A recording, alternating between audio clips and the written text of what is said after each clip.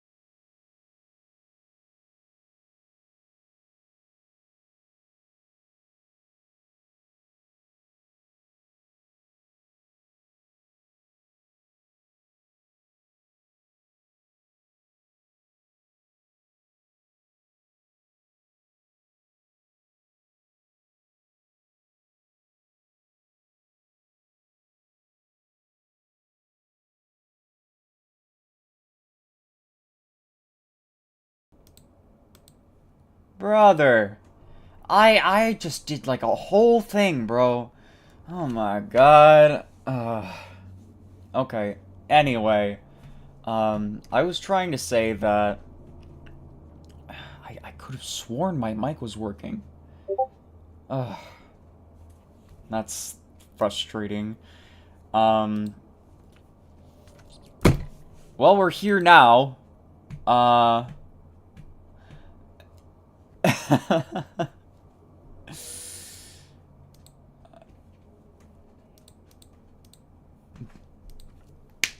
that threw me for a loop. Oh my god. Anyway, today we're going to be reading the creepypasta for Zephaniah. Um, this is something that not a lot of people asked for. I don't think anybody really asked for it. But back when I did that one short of Sonic Rush ROM hack, there's somebody that asked me to read out Green Mountain because I think they liked just like the ambience stuff. Uh, well, that's a good idea. Alternatively, Zipper Bomb, Try Harder, Too Slow D-Sides. That's all really cool. I think it's really cool what's going on there. I want to see what's going on with Zephaniah.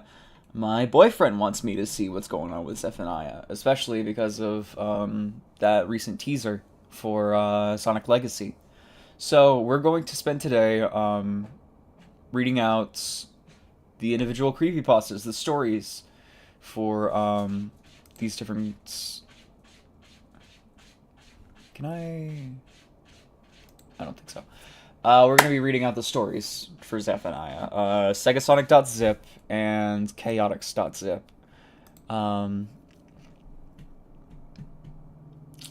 When I was doing research for this video, I was going to... Sorry about my cat.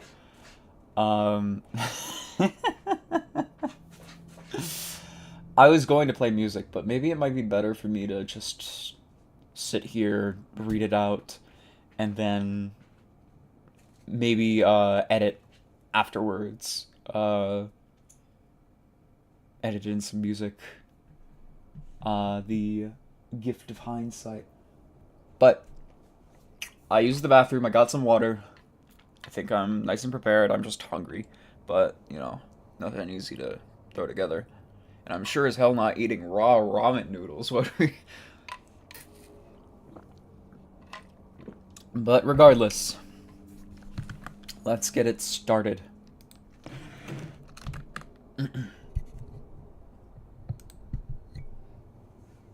Advanced audio properties. Let's monitor and output. Okay. Hello? Let me turn this up. Okay. Alright. Today we bring a story about what happens when a prank goes wrong. When a joke goes wrong, one should always know when to quit. We all know that. However, sometimes the going wrong part is out of the hands of everyone involved. Let's start with a bit of backstory. Pandora is a stubborn woman, let's say in her mid-40s. She is nice enough, but she has a hard time taking advice or criticism. She has a staunch, I can do it myself mindset. And while she is right a lot of the time, she almost never listens. Even when she needs to hear the words being said to her. Pandora works in video game restoration. She runs a small business where she and her friend, Gerard, make modern ports of games that are considered outdated. They started this business roughly 2 decades ago, and their current project is Sega Sonic the Hedgehog, a game not many have played due to being exclusive to arcade. For this particular project, Pandora and Gerard decided to hire an intern. Sega Sonic is a pretty short game, so it'd be a good project to test out how they work with more people. And they thought it'd be a good plan. So they hired a man named Kyle in his early 20s. He seemed pretty immature, but he was a big Sonic fan, and he seemed eager to work with Pandora and Gerard. The way they worked was pretty simple. when it was just Pandora and Gerard, one person would start on the board, and after they got some progress, they would pass it over to the other person to make more progress. They repeated this process until the game was finished. They pretty much never changed this, so they tried it with Kyle. They had beginning working hard on the game for a couple months, but it came about time for the finishing touches. Now, Kyle wasn't particularly fond of Pandora, and for good reason. Her work, while mostly solid, wasn't perfect, and there were commonly bugs found in her build. Anytime Kyle tried to point these out to her, she dismissed them while criticizing Kyle's work roughly. So, he decided to have a bit of fun finishing up the port. He sent them the supposedly finished product and waited to hear back. Pandora and Gerard seemingly both got the same thing, a file called SEGASONIC.ZIP. Pandora booted up the game, starting by extracting the file, and of course, opening it. The game's intro played, just as you would expect. Just as you would expect it to, but Mighty wasn't present. It's not like his graphics were bugged or something, Mighty just wasn't there. Pandora started a list of things that needed fixing, starting with the intro missing Mighty. Upon loading the character select screen, Mighty is missing from there too. Another bug from Kyle, Pandora assumes, so she starts the game as Sonic. The tutorial and volcanic vaults start like normal, with Dr. Robotic challenging Sonic to escape, doubting he's able to do so, although the constant obstacle chasing you having throughout the level seemed to be missing entirely. The feeling of having to hurry up was completely gone. You could backtrack with no problem. Another bug. As Pandora approaches the end of the level, she sees Mighty. No wonder why she's showing up here, though.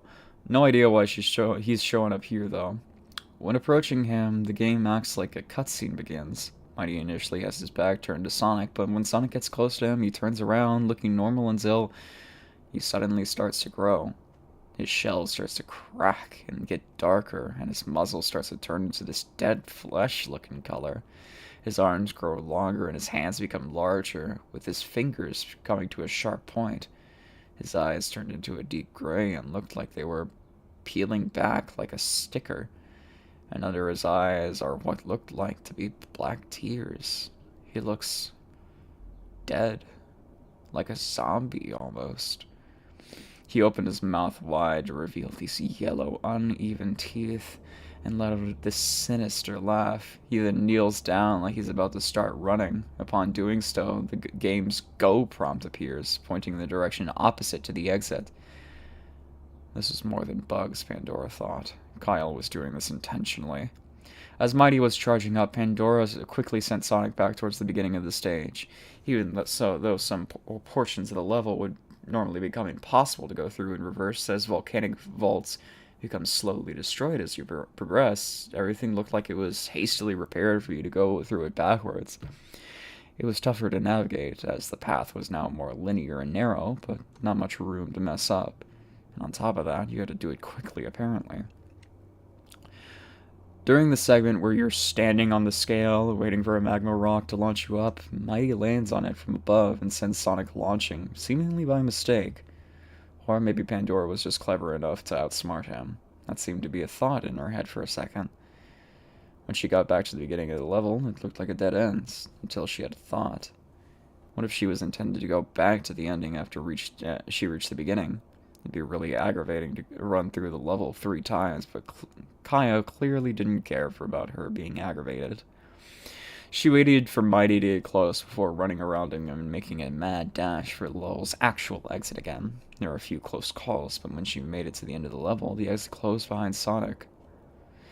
Mighty stopped his foot angrily before facing the screen, facing at Pandora himself. He laughed and yelled, "I'll try harder next time!" before jumping off screen.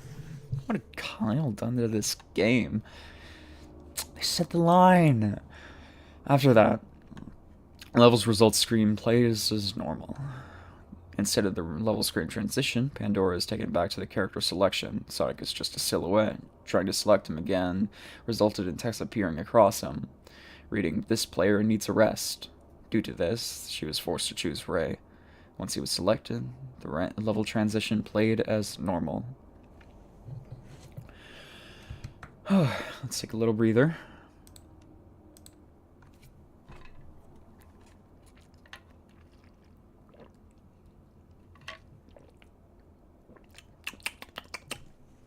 Hmm.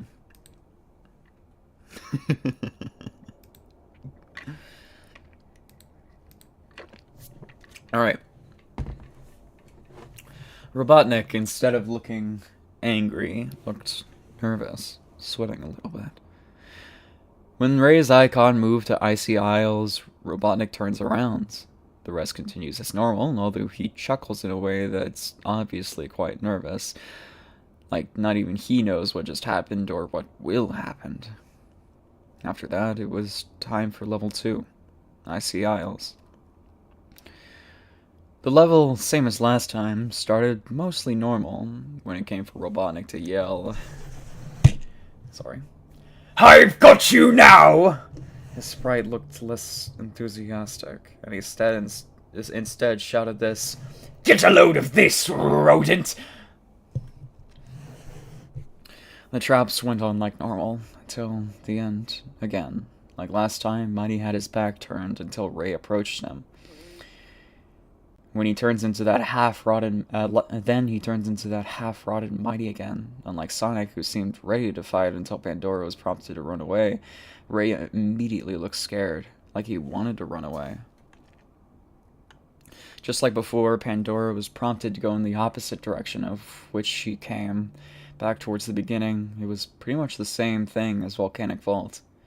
She had just traversed the level backwards, but it was harder, because the portions of the level that were broken were hastily put back together, like before.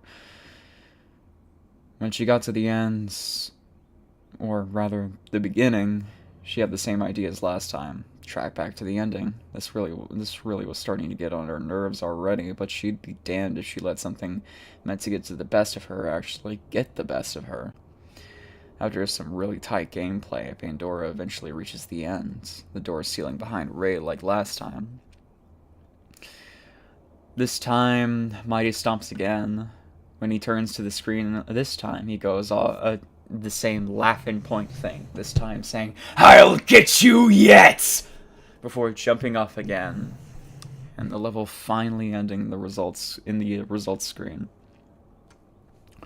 Next level's transition was the same as last time, except Ray needed rest instead of Sonic. The scene with Robotnik looking scared and nervously chuckling was the same as last time. Now for level 3, Desert Dodge. Just like you'd expect, the level was mostly normal, until the first enemy came in. Instead of Robotnik being the one to cause the traps in the beginning and the end of the level, it seemed that he was the one to release the big centipede-like robot. Except instead of being robotic-looking, it looked almost fleshy, alive.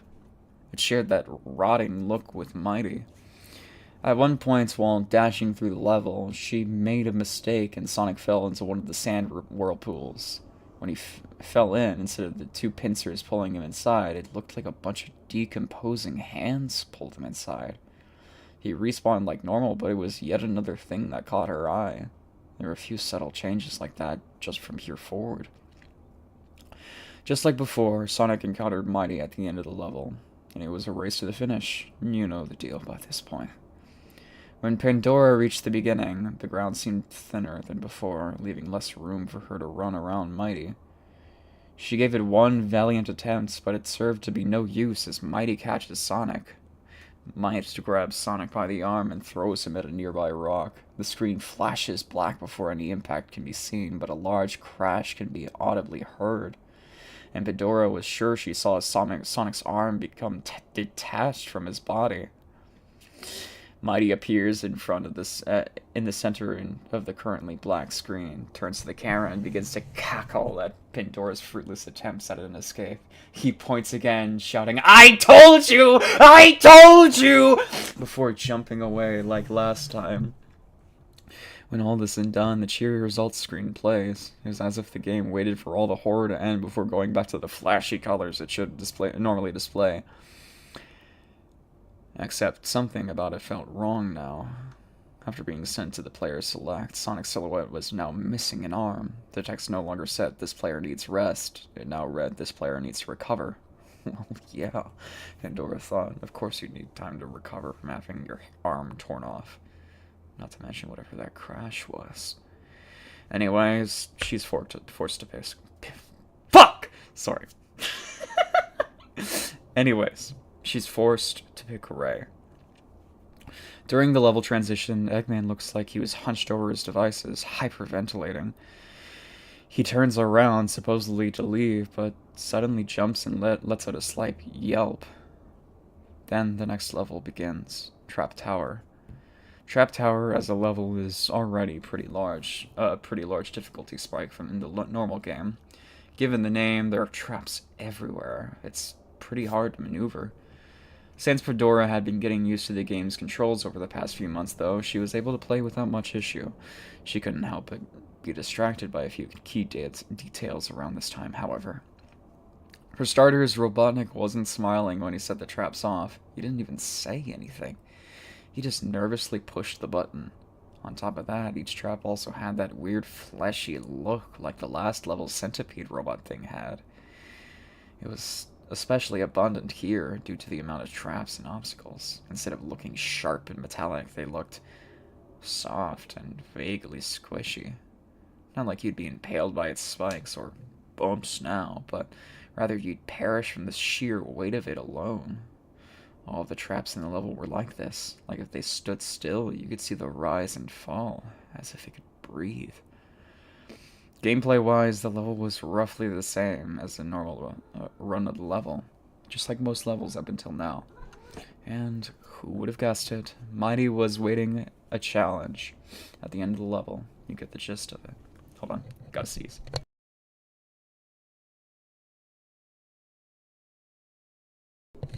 Okay, I'm back.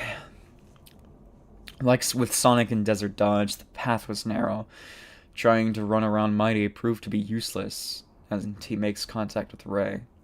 He holds Ray up Ray by his head before throwing him to the air, and then yanking his wings.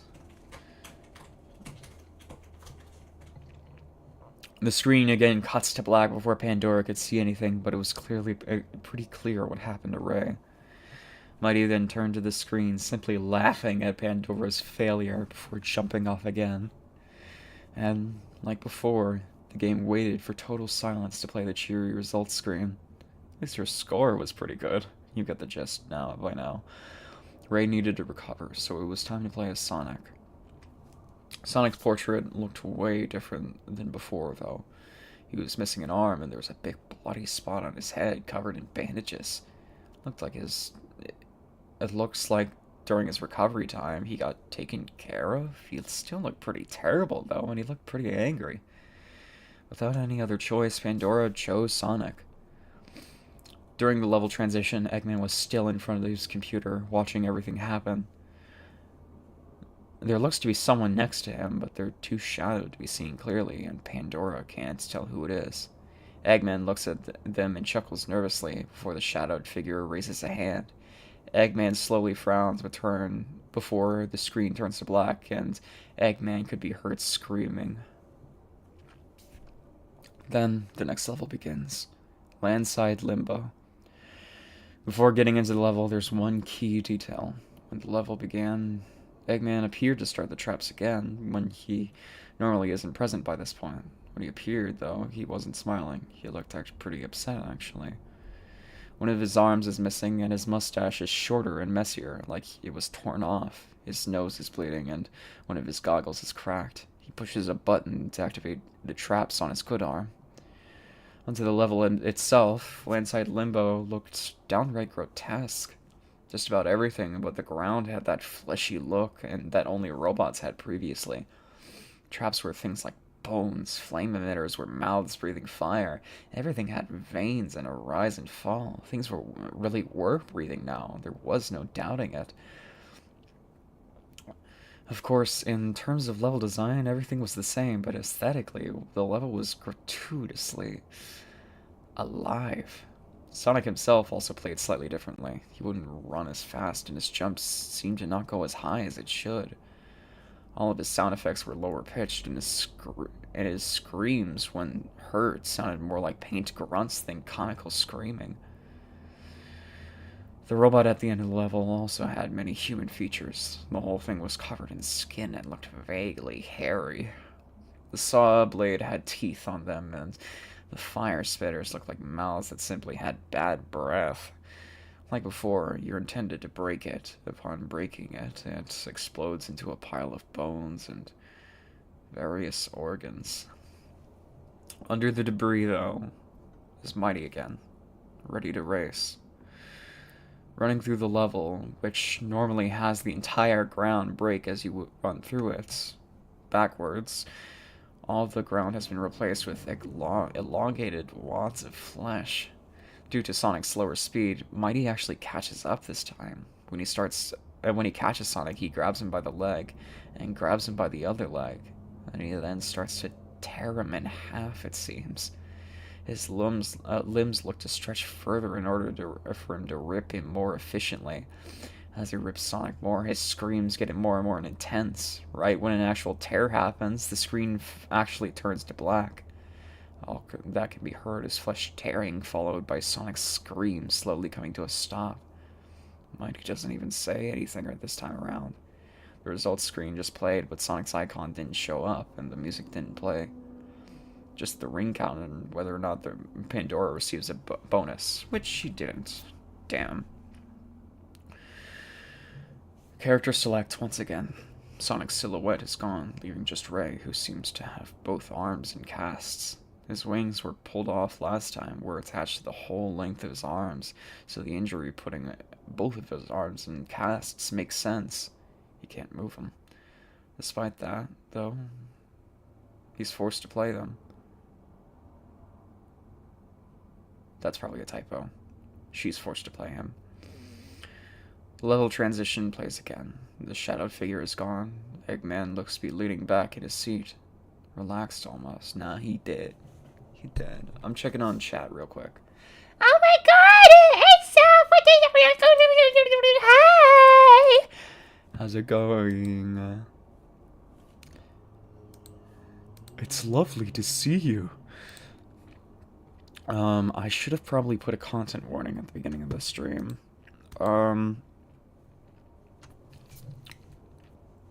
Regardless, let's take another drink of water.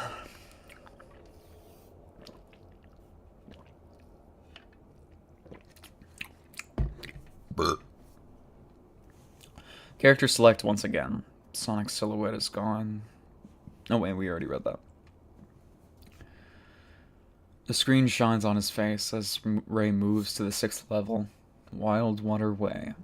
The water in the level was strange. It was a mixture of colors. Red, yellow, pale green, all sorts of body fluid colors, which was really gross, Pandora thought. She knew Kyle's mind was fucked up before this point, but this is just nasty. The bridge looked to be made out of human skin with intestines as the rope holding it up. When the trap set off, another Eggman intermission thing appears, and Pandora expects him to calmly push a button like he did before. But when the static clears, it shows something much more sinister. Eggman is laid back in his chair, but not because he's relaxed. It's because he's dead. I knew it. Both of his goggles are cracked, and his skin looks deathly pale. One of his arms is missing from the socket, and the other is missing from the hand. He also has a big chunk missing from his head, leaving portions of his brain exposed. He stays on screen for a couple seconds, leaving Pandora paralyzed, staring at it. In the time she's stuck, the bridge breaks and she goes into the water. The oncoming propeller looks to be made of tongues. The turtle is just a skeleton, and the mines are kidney stones. The centipede eel-like enemies now look to be giant tapeworms, and the clams are closing arteries. During the rock climbing area, it also looks like skin, and it spews out the same red, yellow, and greenish liquid. During the raft area, rafts were just big bones. This place was straight up disgusting. And just like you'd expect. Hello, anonymous hamster. Just like you'd expect. Mighty was waiting at the end of the level. Pandora tried to run away, but Ray didn't move. He looked like he didn't want to. No matter what Pandora did, Ray just wouldn't move. He looked like he had just accepted it. So, of course, Mighty caught him. Mighty looks to grab Ray directly by the tip of his head, causing him to scream in pain. Mighty then grabs the bottom of his jaw and begins ripping him apart. Just when Pandora thinks Ray's screams couldn't get any louder, they suddenly come to a stop as the screen cuts to black, with the only thing she can hear being a really squishy ripping noise. Same as before, the results screen played without Ray's icon and music, and still no bonus. Now there was no character select, just to the level transition, where Eggman's body was still lying. Mighty's icon went to the final level, Eggman's tower, although it seemed to be renamed to Zephaniah's lair. The same rotten Mighty walked through Eggman's tower. Pandora had no control of him and was forced to watch. The entire tower had that fleshy look of everything else, but it felt like it was the most intense here. It cannot even be described. This is what Mighty believed to be the ideal home. Everything is alive and breathing. Everything is out to get you. And he is the one true ruler. He walks all the way to the final room, where you normally find Eggman. Eggman is still sat in his chair, but the bodies of Sonic and Ray are also there, lifeless on the ground. Mighty sits in a throne in the center of the room and makes himself comfortable. His throne is directly facing to the screen, right at Pandora. Suddenly, flies from the notepad app begins to open over the game. It took Pandora a second to realize, but it seemed Mighty was talking to her, using the notepad. Each time Pandora closed one, another would open. Greetings, my dear. I must thank you for playing my little game. We had so much fun, didn't we? Yes. You may have thought it was over, but there's one last round. One final lap. As Pandora closes the notepad, Mighty begins to snicker. He snaps his fingers in-game. The bodies of Sonic, Eggman, and Ray were standing, still damaged and horrible looking, but standing. Lead them all out. Help them escape. I will restore the world and spare your realm if you succeed. But if you don't...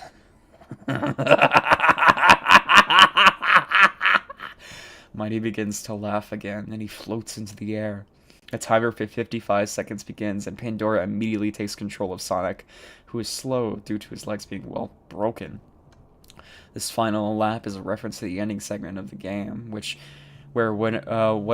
character you're playing as must run to the exit of Eggman's tower before it self-destructs. So Pandora was to send everyone out in 55 seconds. It should be enough time, she thought. She just hadn't taken into account the fact that all the characters are severely injured. Sonic reaches the exit after 25 seconds. He stands and waits at the door as Pandora takes control of Ray. His legs aren't injured, but he's still running a bit slower. He makes it to the door in 20 seconds, leaving Pandora with 10 seconds to get Eggman out the door. She has high doubts she'd be able to do it in time, but Eggman didn't run. His knees seemed to be broken. So he just rolled down the steps. It was much faster. He was gonna make it. Just when he could see Sonic and Ray at the exit, timer goes up. The screen shakes and turns white as the camera pans to the outside of the tower. It collapses and makes everyone fall inside with it. Mighty descends from the air in front of the screen, laughing maniacally. His body looked to be more and more rotted until he turned into a pile of mulch on the ground. Pandora thought maybe his unstable body couldn't take that much movement until it started to wriggle a little, and then some more, when suddenly a little worm jumped out of the pile that was once Mighty. The worm was black with a big head and yellow eyes, much like Mighty before. Had this worm been possessing Mighty? He began to laugh again, for a long time. Pandora waited for him to say something else, but it went for on too long. She goes to turn off the game when another notepad appears, and the worm's laughing stops now. Apologies, but I am control now. And Pandora closes that final text file. Her computer crashes. She tries to turn it off again. Nothing happens. No matter what she does, her computer won't turn back on. She tries everything. Nothing. A couple days pass, and it comes time for Pandora, Gerard, and Kyle to meet up and discuss the game. How the game came out, any bug fixes, stuff like that. When they all meet together, Pandora is immediately pretty pissed, but she decides to be patient, see what Gerard says first. Gerard praises Kyle's work. I found little to no bugs. Everything controls great, sounds great, and looks great. I say it's one of our finest ports, and it's great having you here, Kyle. Kyle seems to be a bit proud of himself. He then chuckles. So, how about you, Miss Pandora? You can guess where this went. Pandora lets loose on Kyle a little bit. She calls him deranged and an utter madman for what she had to go sit through. Kyle begins to howl with laughter. Got you good, huh? This response only makes Pandora angrier. It was much more than some lighthearted joke, she thought. There was something seriously wrong with this boy's head. As things continued, she began describing the events. Mighty's being a corpse, killing everyone, the living scenery, all of it. Kyle begins to stop her, though. Miss Pandora, I didn't add any of those things. Pandora thinks he's playing dumb at first, but he continues his explanation. I made the rotting Mighty you mentioned and a couple more sprites, but the biggest thing was some small AI that decided what sprite would show up. It wasn't supposed to be only a fucked up. It was supposed to be only a fucked up looking Mighty, maybe a fucked up Sonic and Ray. I don't know anything else you saw. Gerard begins to think Pandora was over exaggerating because she didn't seem to like Kyle all that much to begin with, until Pandora mentioned one key detail. She has pictures. As she played the game, she was taking pictures of everything on her phone because she somehow knew something was going to happen, and someone would doubt her. So she pulls up her phone, and lo and behold, she has receipts. The imagery is greatly upsetting, to say the least. Gerard finds himself sick, and Kyle is pretty disturbed by it too. Yeah, I didn't do any of that. Pandora is stumped, as is Kyle. Gerard doesn't even know where to stand on this. It's a bit too late to harp on things now, so Pandora has no choice but to believe Kyle's word. In the meantime, try and get her computer fixed. He tries to take it to multiple shops, but no one can seem to fix it. The amount of money she burns on one computer is kind of crazy, but it's an important computer. It has all her work on it. She's able to get the computer's contents on a USB drive, so she's got all her work saved. Unfortunately, she has to get a new computer. But it'll be fine, right? Once it's all set up, she gets ready to plug that USB drive. She goes to plug it in. She realizes something. If her previous computer's entire contents is on this drive, so is that damn worm.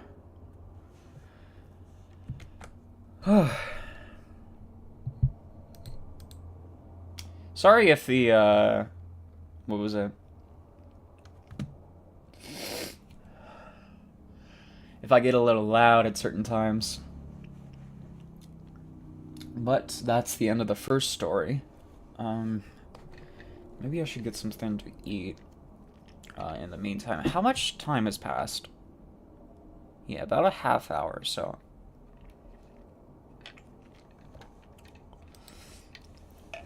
Let me also edit the description of this video.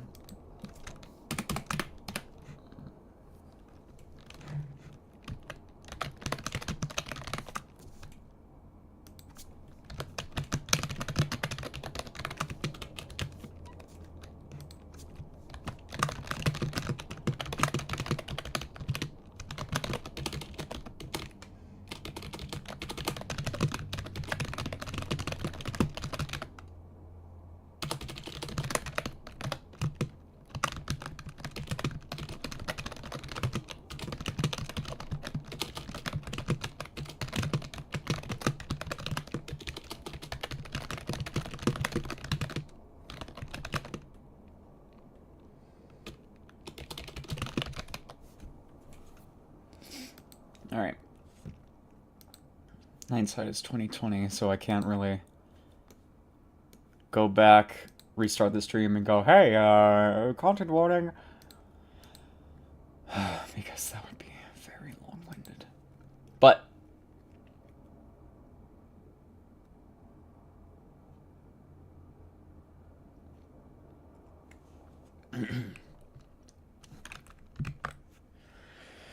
off to Chaotix. Oh, goodness, I'm out of breath. The worm is taking over my lungs. Oh my god. Okay, how many... What the... 35 pages. We were there 16 last time. Oh my god. Oh. Oh. I am definitely gonna need a snack in the middle of this. Oh, huh.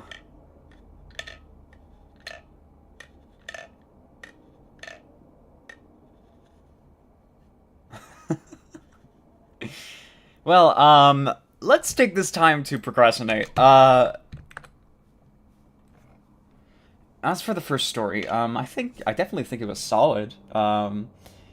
It was a little on the nose with the gore at the beginning, but I feel like that was kind of like to prepare you for how gratuitous it would get.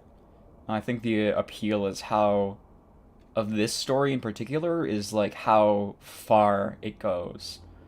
My criticisms is there are occasional typos, some little mistakes like referring to Pandora with a wrong pronoun like one time, wrong words, along with a repeat of a lot of the same words. But other than that, I think like it's a solid game. I haven't played it. My best feedback is to just describe these other levels because I think it's going in with the assumption that you've already seen the game, which I have not. I've only seen the thumbnail on Wikipedia.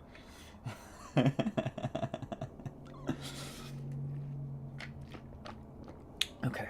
Maybe I think I know what I need. I need to stretch. I don't do that ever!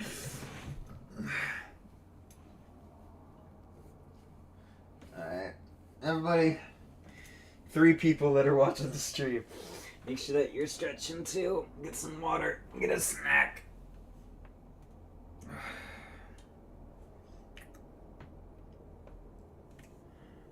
Probably gonna see if I can't go out.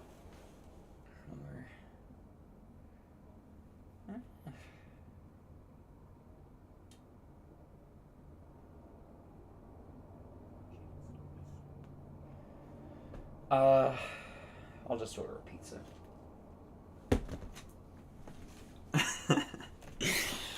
Oh. Alright, we will be right back. Okay.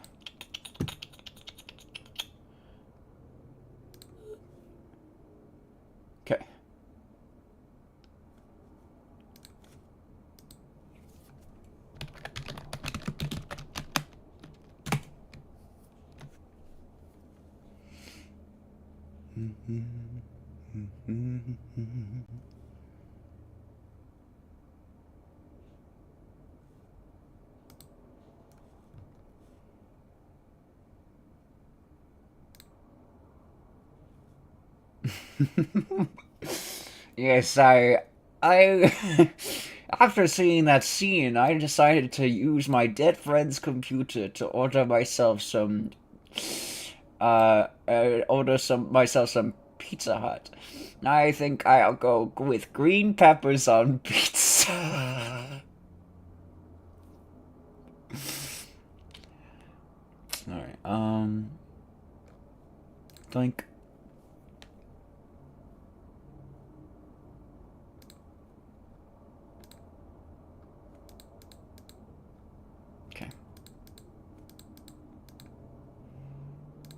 Add to order.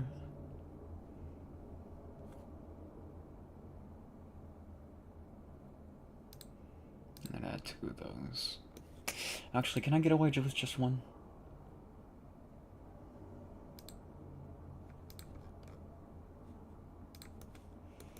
Because they have like a weird small order fee.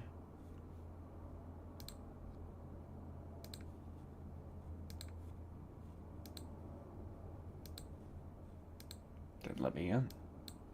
Rather.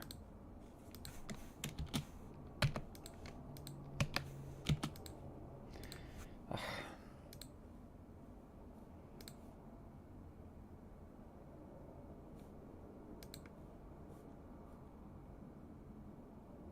Okay.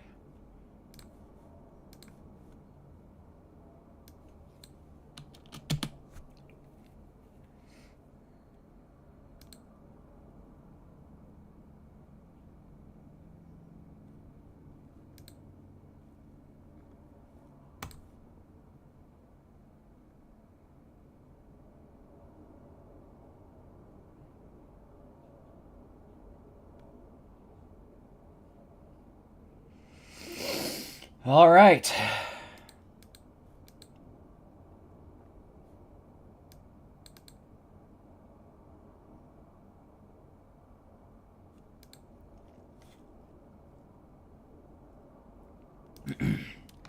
Back to it.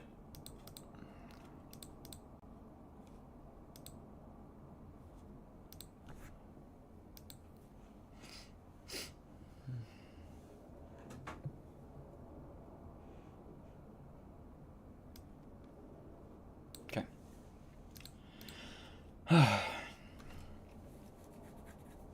CHAOTIX.ZIP.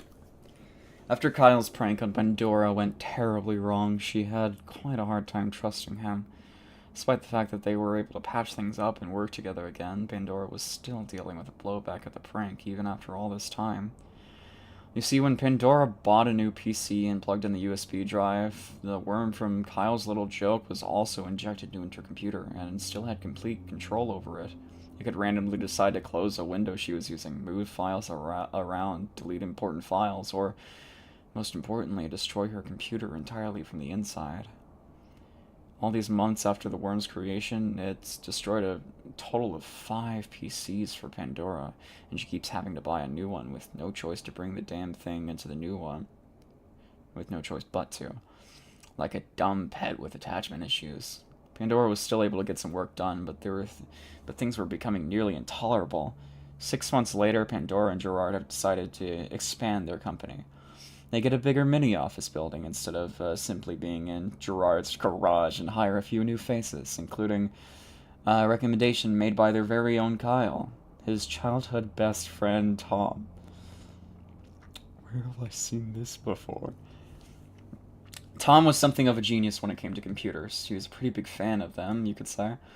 Pandora was hesitant to let Kyle's recommendation join the company, but figured that there's a pretty slim chance that Tom would be a prankster like Kyle, and Kyle had stopped pranking anyway. The worm was a bit of a learning experience for everyone. They spent a few more months just expanding things before actually continuing their business as usual. Getting computers and office spaces set up.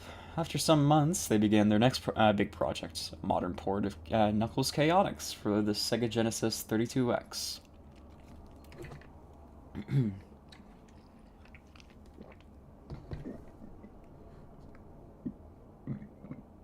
Oh goodness, that was a weird one. With this being the business's first project with a bigger team, progress goes by much quicker than it ever did back when it was just Pandora and Gerard. Within a few weeks, the game was in a playable state. Had a few bugs here and there, but it was able to be finished from start to end. Most of the game's most integral files were on Pandora's computer, and she just passed out the necessary files to everyone as they needed them. Pandora's computer pretty much acted as the company's archive. Her computer held all the most important of the company's previous projects as well, including the eventually completed SEGASONIC the Hedgehog port. Oh, and then I got little fucking asshole on my computer just deleting shit because for the love of the game. Oh, that'd be a pain in my ass. With the port nearly finished, Pandora was applying the final changes. Then suddenly it happens again. She's testing a level out, and when Knuckles spawns into the level, his partner should be SGO. Instead, it's Mighty. Knowing this was irregular, Pandora got a chill down her spine, but then quickly felt more annoyed than anything. They spiral in the air, and when they land, Mighty refuses to move.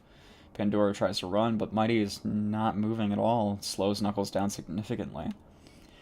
As Knuckles tries dragging Mighty to the right, he slowly turns his head to the camera. Pandora already knew what was happening. Mighty eventually was facing the screen completely, looking Pandora right in the eye, as he began to quickly decompose and laugh at her. His eyes became hollow with nothing but glowing yellow irises inside. Pandora audibly began to groan until holding her temples until mumbling, "Not again," under her breath. Something I want to say is that the yellow eyes, I don't think were mentioned in the last story until the very end. And in a flash, a black worm escaped Mighty's chest, causing Mighty to decompose instantly. The worm cackled even harder before a single text file appeared over the window, reading one single short sentence. "Hello again." She's just stared at it, knowing what would come next. She tried to minimize the text, but her computer wouldn't allow it. She was locked in the to the text file, with the only option being to close the window.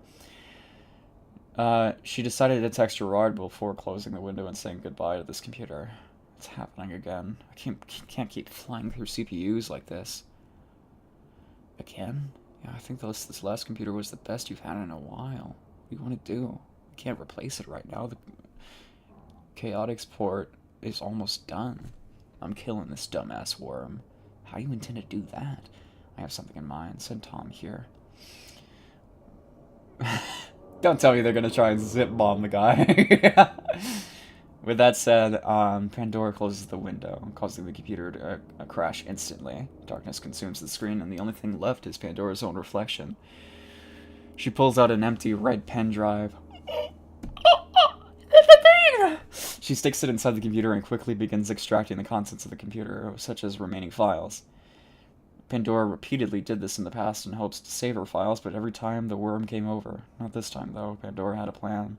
Her life's work was going to get destroyed, but it was worth it for that worm to die. Once the computer was backed up, Tom entered the room. Mr. Gerard said you called me? Yes, I did. I have a simple task for you, Tom. Pandora extended her arm with the drive in her hand. Wipe this pen drive. Everything on it is to be completely deleted. You sure? I mean, no offense, but you can't just... No, someone else has to. No offense, but can't you just... No. Someone else has to. Just destroy it. Tom hesitantly grabbed the drive from Pandora's hand. Right. Yes, ma'am. Happy to. With the drive in hand, Tom left Pandora's... Oh, brother. But in the other stories, Tom didn't listen. And went back to his own computer. Tom couldn't help but wonder what was on the drive that Pandora so desperately needed to destroy. So what's in harm taking a peek? It's just like the original fucking story, dog. Dude, you're gonna get snatched. Oh.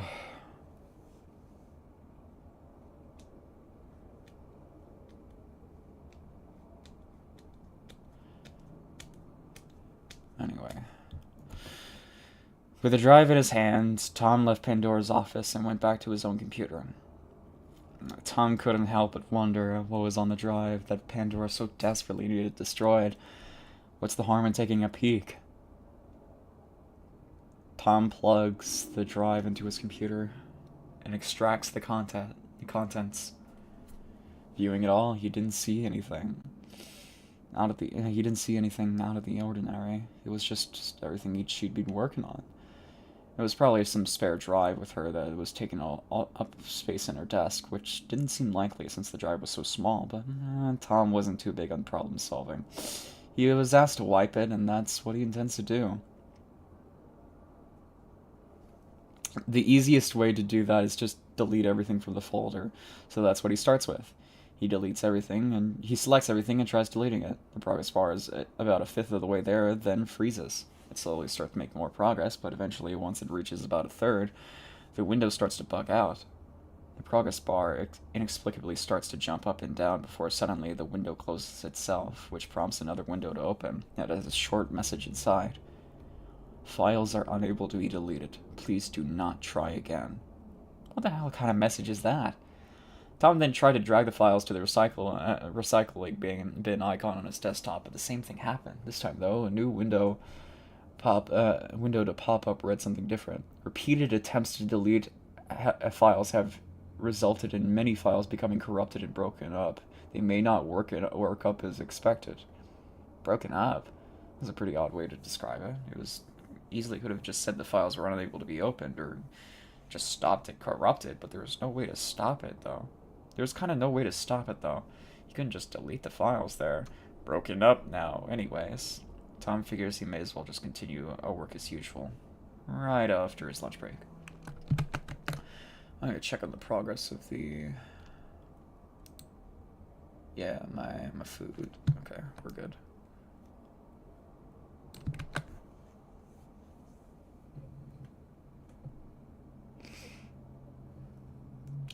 In the break room, Tom uses the microwave to reheat some leftovers from his dinners last night. A couple slices of... Oh my fucking god! You did not! You did not! Deacon, what the fuck?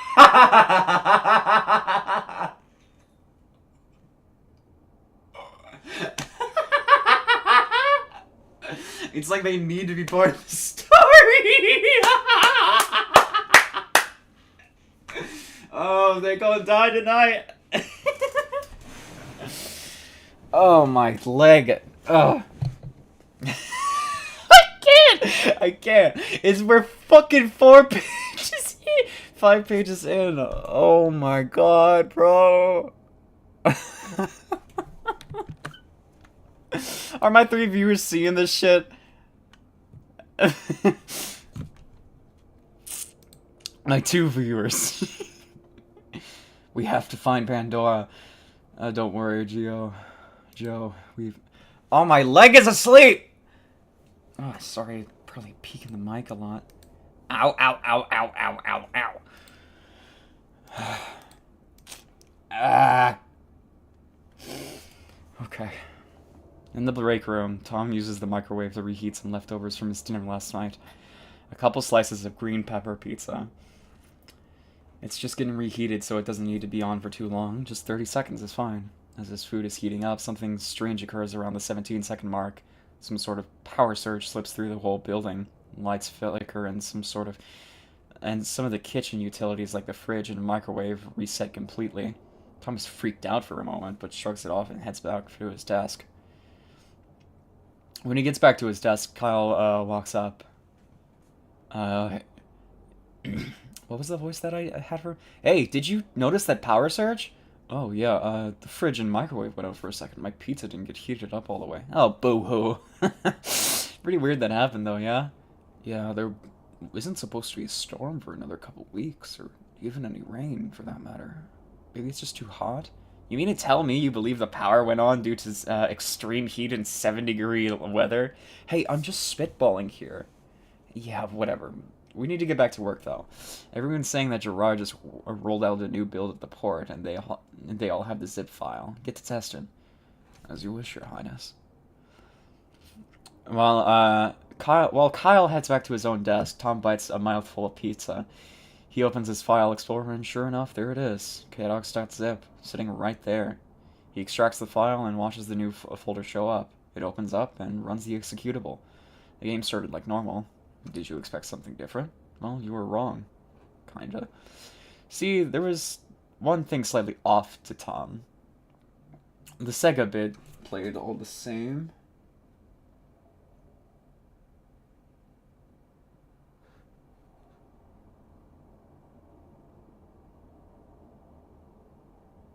Oh, I got a text, hold on.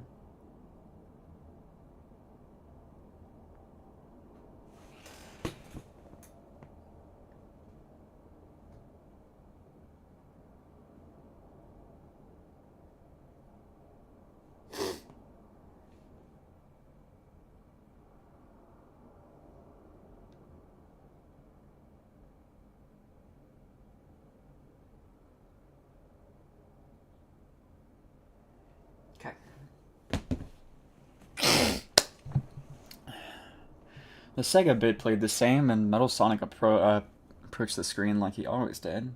But when the game showed up, Knuckles was missing. Just this black silhouette in his place. Not sure how a glitch like that could have made it into this point of the game.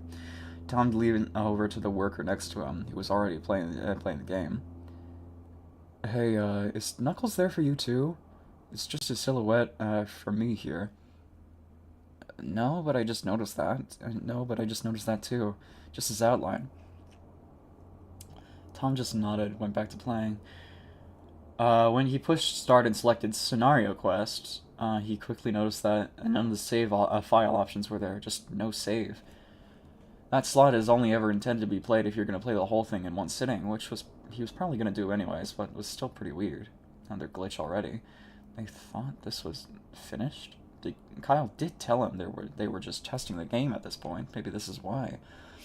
When loading into the game, the game froze for a while. Tom assumed that it had crashed before starting up, with SBO hopping into the stage. Strange, because you're supposed to be playing as Knuckles and saving SBO in the beginning.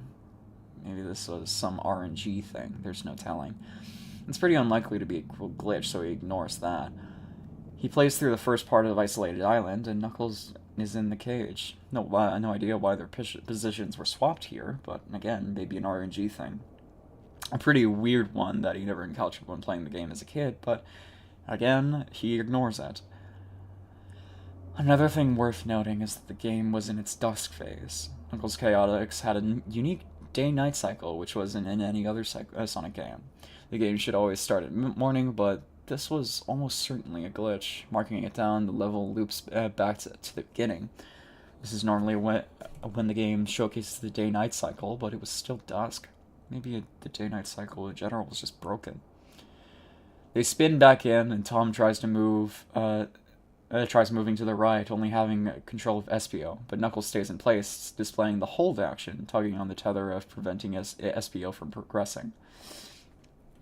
Tom tries swapping control from SBO to Knuckles, but the game plays a loud error sound and the control doesn't swap. Knuckles continues to hold, while SBO infinitely dashes right. Tom is about to close the game and report it unplayable, but Knuckles suddenly lets go, causing the game to completely freak out. It acts as if SBO was building up momentum the whole time, and the pair is instantly launched to the end of the level and looped back to the beginning again.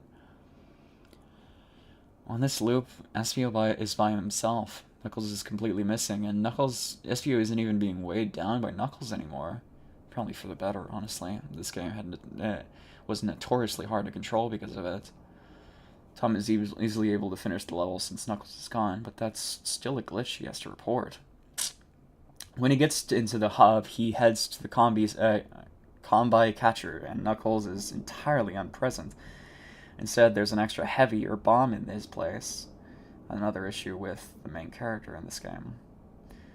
Doesn't matter though, he wasn't going to play Knuckles anyway. He intentionally times it to where the combi catcher selects heavy.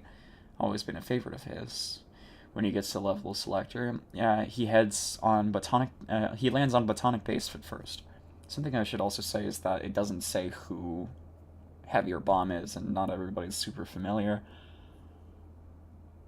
I just happen to know about them. Oh, I need to breathe. How far are we? 7, okay. 7? That can't be right! Take a look at the order.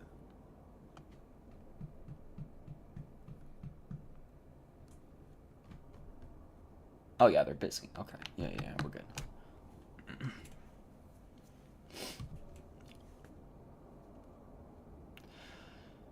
Alright. The level looks fine enough. Nothing is wrong, but the game is still set to dusk. SBO and Heavy walk to the right a bit before they're quickly stopped. Knuckles is seen sitting behind the two, doing his idle animation where he balances a ring in his finger. He jumps up and stretches as if something pops up on the screen. Tag! Knuckles is it! Don't let him catch you! The sentence is built out of letters and from various in-game graphics, such as the title screen and the screen that shows you what zone and level you were on. Made for a rather uncanny look, and it's needless to say, This wasn't in the original game, and there was also no way this was a glitch.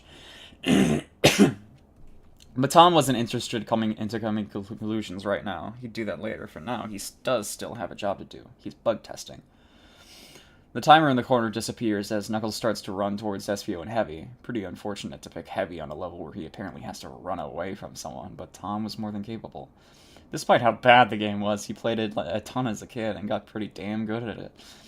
Despite the slow controls, being weighed down from Heavy and the terrible level design, Tom is able to keep a pretty good gap between himself and Knuckles. Collecting rings along the way, he finds himself able to keep enough to spawn this special stage at the end. As much as Tom loves Heavy, he decides to leave him behind and go into the stage as Espio.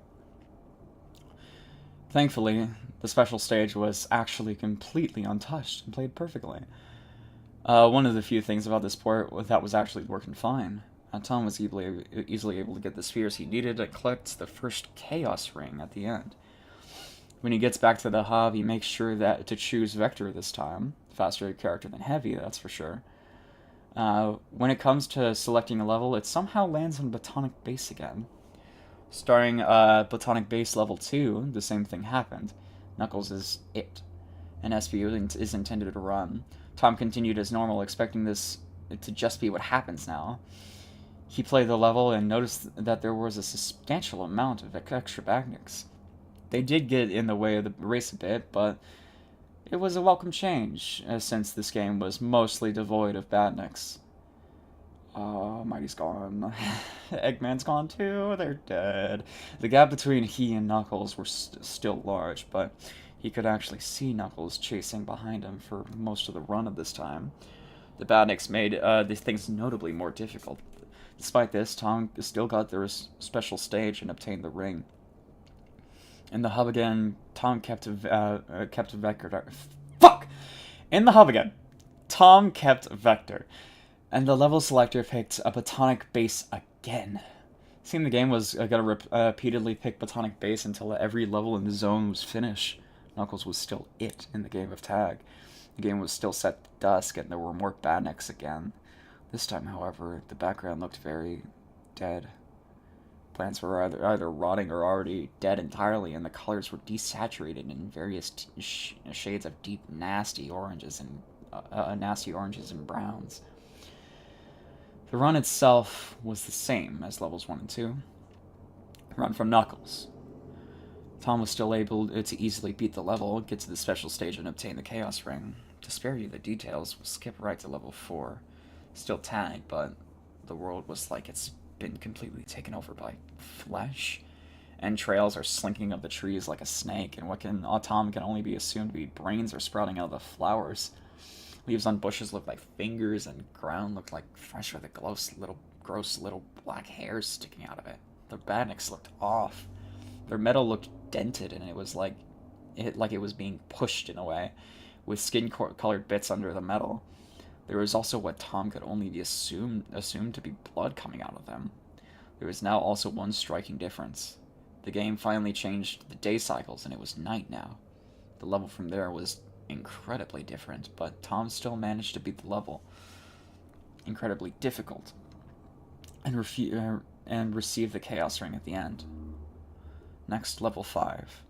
In the last level, it looked like flesh was beginning to slowly take over the lands, but by now, everything was consumed by it. The trees were swallowed by intestines, the fingers were wriggling, the brains were beating, and the grounds had pulsating veins on it. The hair blew in the winds, this time. Blew in the wind. Let me retry. The trees were swallowed by intestines, the fingers were wriggling, the brains were beating, and the ground had pulsating veins in it as hair blew in the wind. This time, when Knuckles showed up behind Espio and Vector, he wasn't doing his idle pose. This time he was sat on the ground in a relaxed position. Some different text appears on screen this time. Having fun yet? You are doing very well. But it is time for you to lose. Knuckles then stood up and started to cackle. His laugh started out normal, but turned into a deep, low, almost screeching tone. His eyes turned black with green, glowing eyes inside. His quills turned into a bland, ugly, and almost dead-looking red, and this black gunk started flowing from the sides of his eyes into his dreads. His mouth opened wide, revealing some tiny gray teeth, and the most disgusting part was this odd, bloody wound in his forehead. Looked like his head caving in on itself. He then started charging up a spin dash, and right before he released it, the game displayed one last, quite simple message. Run, run, run. The song Destructive Power from the Bad Ending started playing as Knuckles chased Tom. Do I want to play it? Do I want to play it? Yeah, I'm gonna have to reuse. I'm gonna have to reread all this anyway. Okay. Turn that down.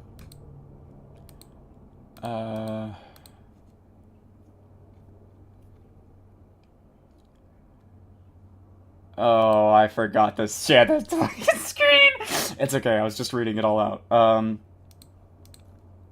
Okay, we're at level 10. So, this is just what we missed. Yellow text. That.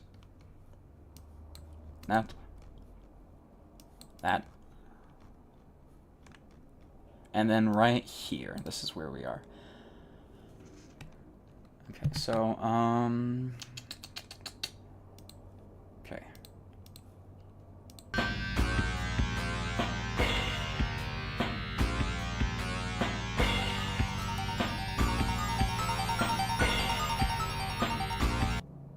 One moment.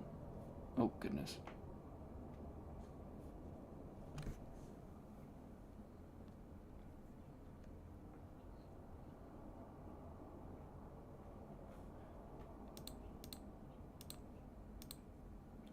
Everything's out of order.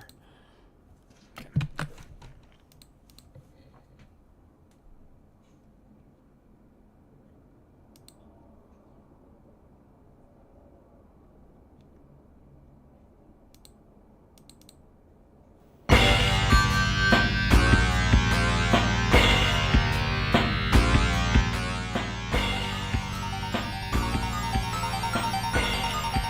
The song Destructive Power from the Bad Ending started playing as Knuckles chased Tom, giving the whole level this strange, unnerving feeling. What would happen if Knuckles talked? Yeah, let's turn down the browser as well.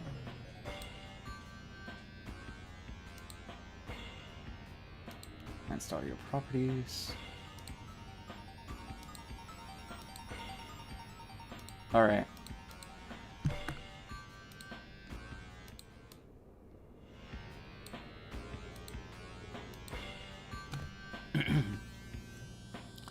As for the rest of the level, the badniks looked like their flesh had destroyed their metal plating from the inside, revealing disgusting looking rolls of flesh underneath. The level felt nearly impossible at this point. The level was actively campaigning against him, like it wanted Knuckles to catch him. The badniks were placed in aggravating places. Brother, I hit it on repeat, bro! Oh, way to ruin it. Way to ruin it. Okay, hold on.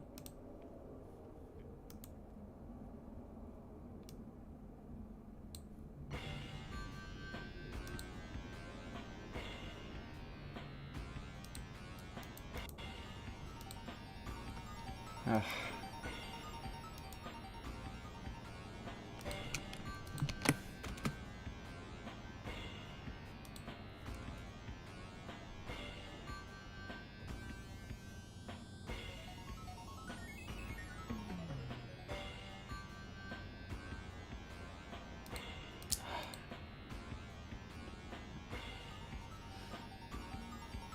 The level was actively campaigning against him, like it wanted Knuckles to catch him.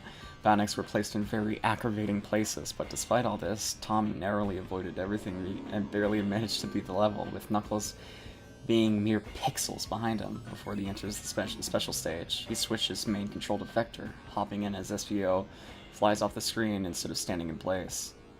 Knuckles then comes to a slow pace and stands in the center of the stage. He Slowly turns the... Ooh. Ooh. Ooh. Okay. He slowly turned the camera as destructive power faded out and mechanical dance began to play instead. Instead, it was slow and heavily distorted. There was no percussion and gave the song a deep, foreboding feeling. Then appeared on the screen again. You're quite good at this, aren't you?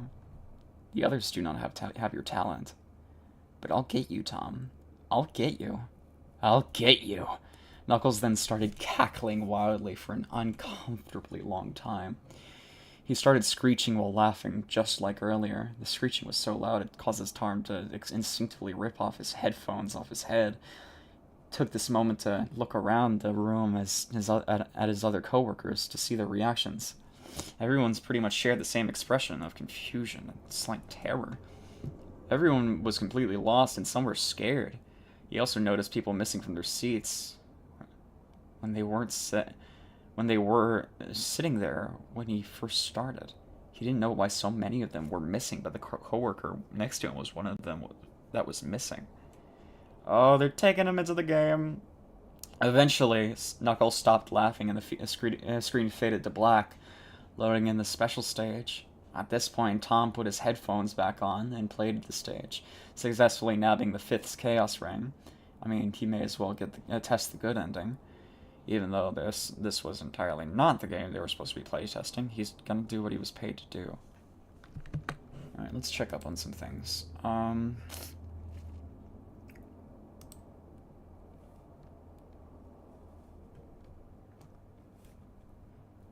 Alright, let's look at chat. How are we doing? Glad to see you're engaged. I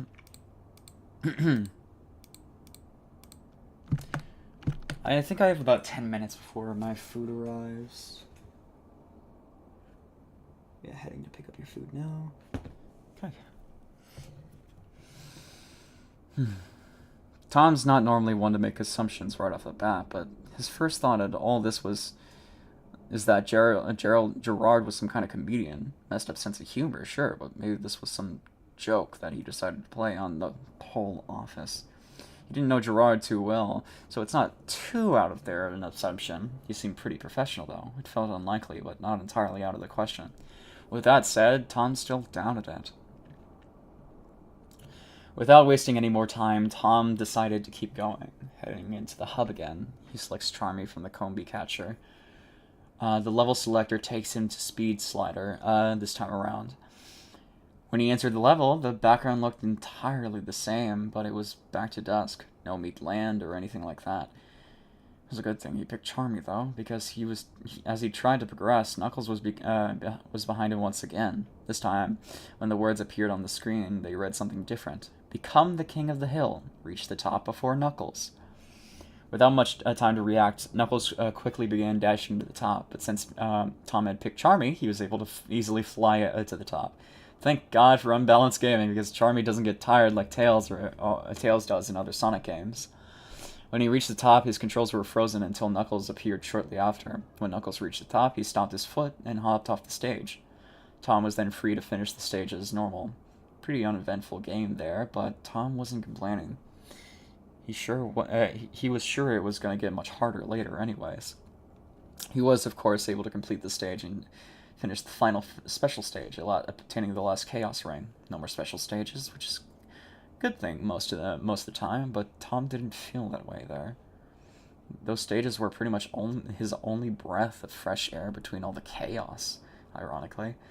He kind of wishes he had saved some of those levels for later or spread them out more, but it's too late to go back now. Continuing into Speed Slider Level 2, the level was the same as Tom had remembered, but there were more badniks. The level was still beatable for Tom. The badniks weren't too unbearable, yet in Level 3 the background started to look damaged and worn, like Batonic Base's Level 3. There wasn't any nature, and the whole level was made out of metal and steel, so instead it looked like the ground and background were dented and rusty.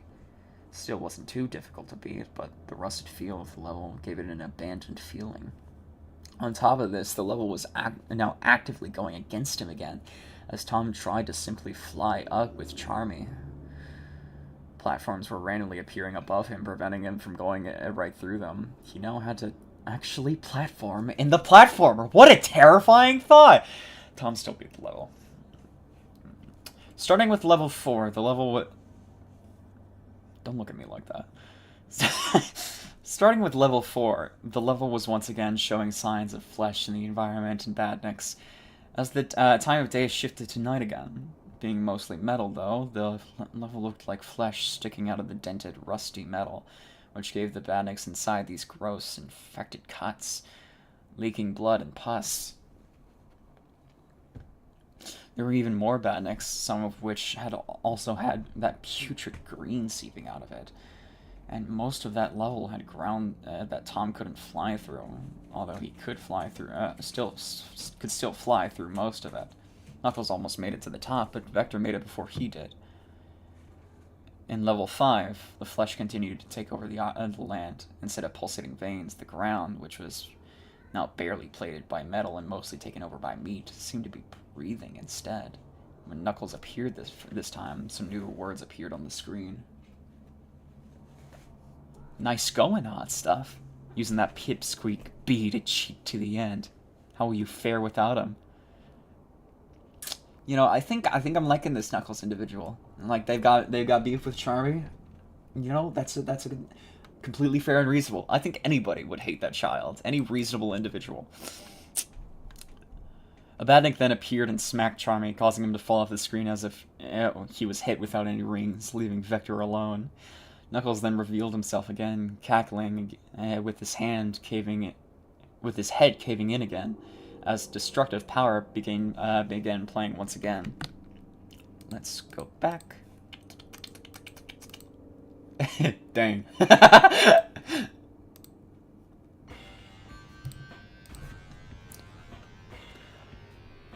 Without Charmy, the level had an insane ramp in difficulty, easily the most unfair yet, but talent for this game came naturally to the top. It was very hard, but he was just barely able to make it to the top before Knuckles. He actually thought that he may have tied at first, but Knuckles acted like he was beaten. That distorted mechanical dance played again, as more words appeared on screen. Enjoy your victory, it won't last much longer.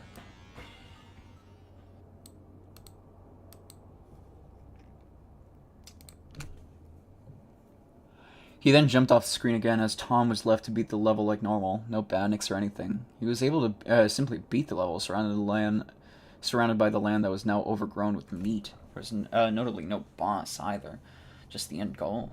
Let me check on something else as well. I see, they're just chilling. At this point, Tom looked up from his computer again, and some of the people that had left were back, but some were still gone. He took a bite of his pizza. Oh, okay, so with there only being a few bites left, it returned to the game. In the hub, Charmy was still in the combi catcher, so just fine. So Tom decided to pick him again. He is a pretty fun character to play as, although admittedly he is cheeky. Knuckles kind of called him out on that. Starting the next level, Amazing Arena. Looked normal and the level was set to dusk, but they all started like that. Knuckles appeared behind the duo again, with some text appearing on screen. Hide and seek. Knuckles is the seeker. Don't let him find you. Press C to hide. The timer then began to count down from 45 seconds as the music slowed down a little bit and became quiet during hiding time. In the corner, the indicator that was normally showed you where the button to activate the arena instead shows Tom the nearest available hiding spot for Charmy and Vector to hide in. Tom cycled through a few spots available to him, but picked one of those lamppost things. Charmy and Vector hopped inside, then music came to a stop. The timer then started counting down for 30 seconds, and the screen became a bit darker. Things stayed silent for an uncomfortably long time, and around the 12-second mark, Knuckles slowly walked in front of Tom's hiding spot. A spotlight was over him, highlighting his spot on stage. He walked past where the pair was hiding, and the timer eventually hit 0. The lighting became normal, and Charmy and Vector hopped out. The music returned to normal, leaving Tom to just finish as normal. Right. Hide and seek was an interesting choice, fitting for Amazing Arena somehow. Going into the next level, and you know the drill by now. There were more badniks, making the level harder to traverse. The timer was also down to 30 seconds instead of 45. The badniks were placed around the hiding spots in an attempt to make them harder to get into. Despite this, Tom is able to hide behind one of those conduit things with the tubes coming out of it. Even though he has a much worse hiding spot than last time, Knuckles walks right past it, which Tom's find humorous. What a moron. In level 3, it looked like the amazing part was already activated, but the music was dull and drowned out. The vibrant colors were turned into bland, ugly browns.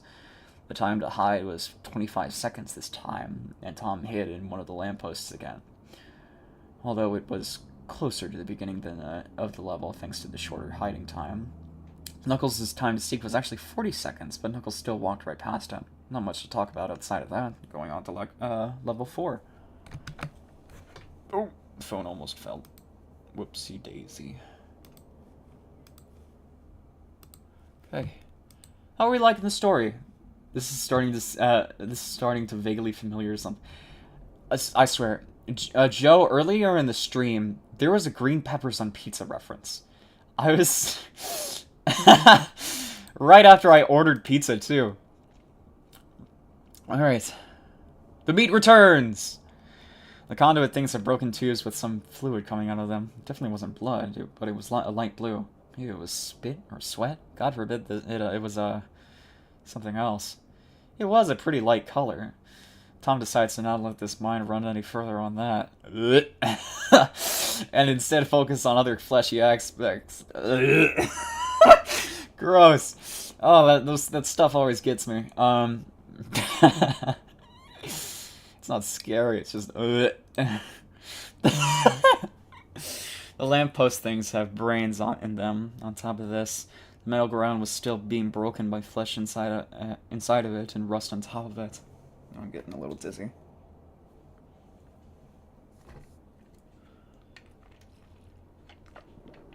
The metal was cutting into flesh again, causing blood to spill out. The time to hide was 20... Constantly interrupted. Sorry. Where was I? On top of all this, the metal ground was still being broken by the flesh inside of it, and rust on top of it. The metal was cutting into flesh again, causing blood to spill out. The time to hide was 20 seconds instead, and he hid in one of the lamppost brains. He managed to get a bit further away from the stage this time, so Knuckles didn't find him, although the time to seek was 45 seconds this time. In level 5, the level was alive again. Instead of pulsating or breathing, it looked to be convulsing or twitching. Tom's time to hide was a mere 10 seconds, forcing him to hide behind one of the conduit things closest to the beginning. Knuckles' time to seek was a whopping 60 seconds this time. What a fucking cheater. Knuckles walks past Tom's spot immediately, but assumes he'll be safe for the remainder of time. He was very wrong, though, as Knuckles walked past his spot again with 15 seconds left on the timer. He just stands in front of Tom's hiding spot until 5 seconds remain. Knuckles punches the conduit, revealing Charmy and Vector behind it. He laughs as he does so, revealing himself once again. Some more words appear on screen. Knuckles found you. Follow the arrow to get to base. You'll be safe there. Alright. Okay, I think... Let's see.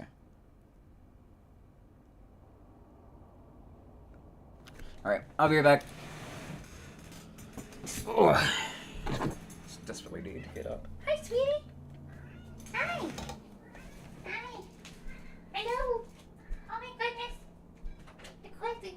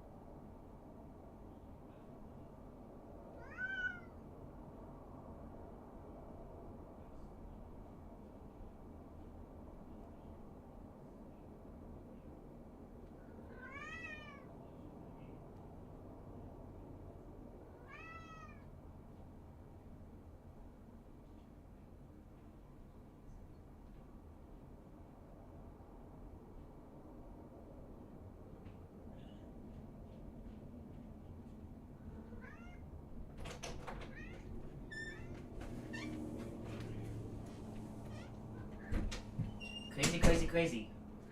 Yeah, you are crazy.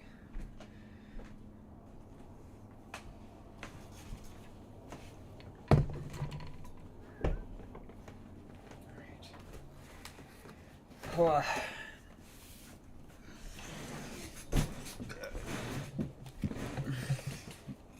Alright, chat, I am back.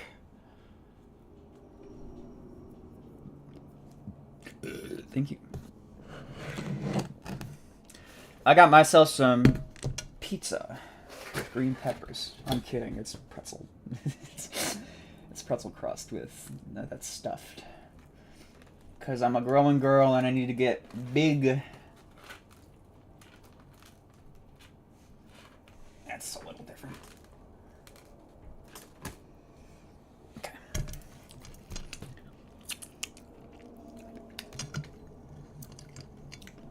Seemed like they messed up my order. I ordered cheese bread. I mean, not cheese bread. Did I? Yeah, I did pizza sauce.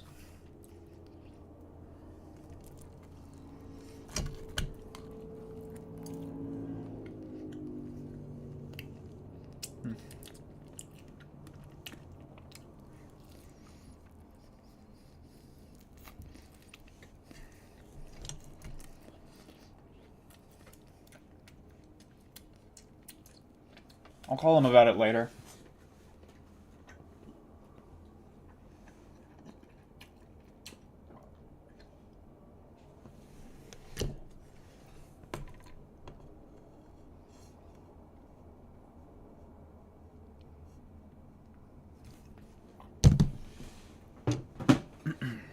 Right.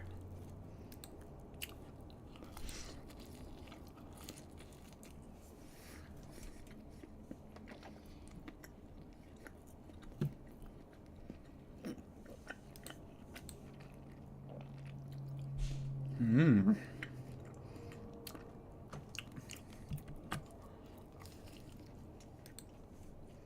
Mmm.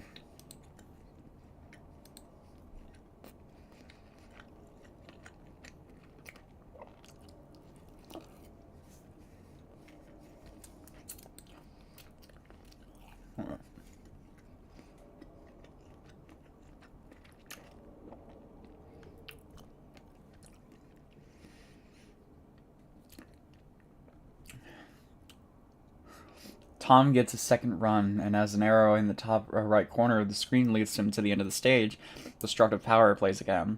There are meaty, bloody bandits for the rest of the stage, trying to prevent Tom from progressing. He actually gets hit a few times, causing Knuckles to catch up. Tom somehow reaches the goal while controlling Charmy. The goal spins, and Charmy disappears, while Vector goes flying off screen like earlier. Knuckles then turns to the screen to speak with Tom again, as mechanical dance plays once again. You think you're so clever. I'm so glad that you're having fun, but don't get too comfy. I'll get you yet.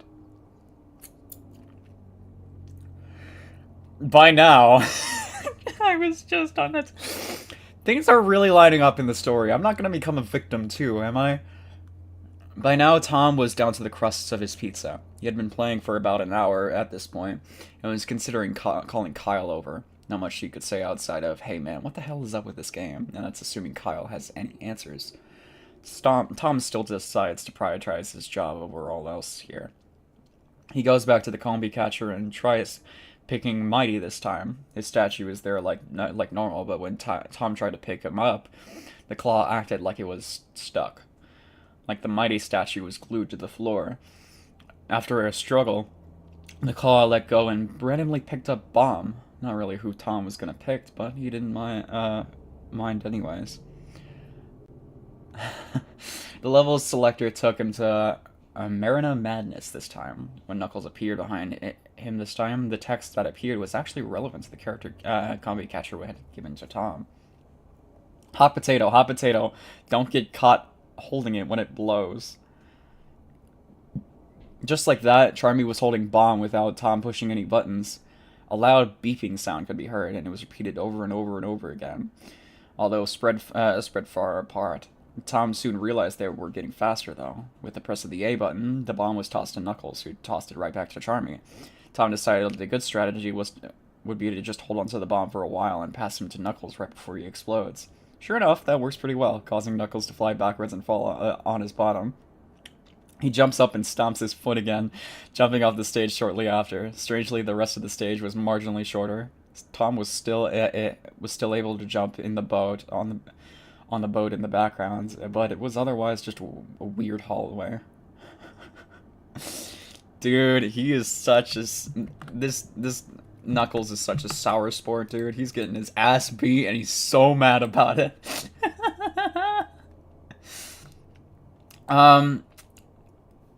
One viewer, you don't mind if I just if I take a little lunch break, right? I'm getting pretty hungry. I know I just swallowed an entire slice of pizza for a moment, but I'm gonna do that. I'm gonna switch to paint on that.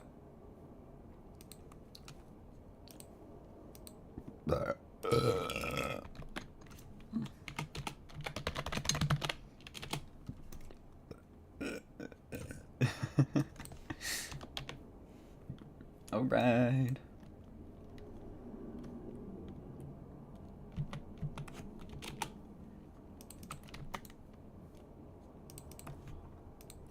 Got a ping somewhere.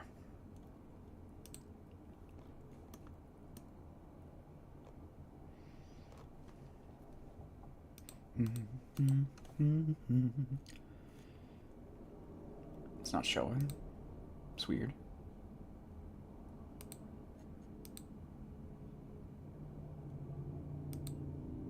Okay.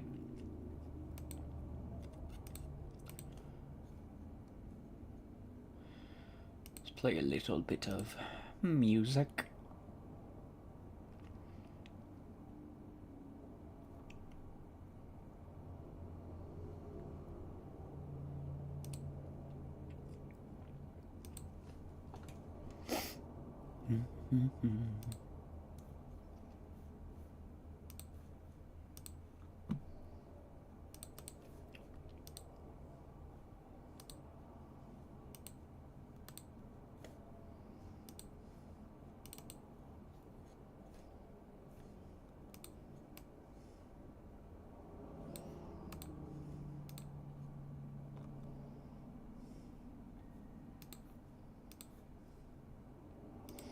Doesn't it fill you to the brim with glee? Screeds the last you'll ever see.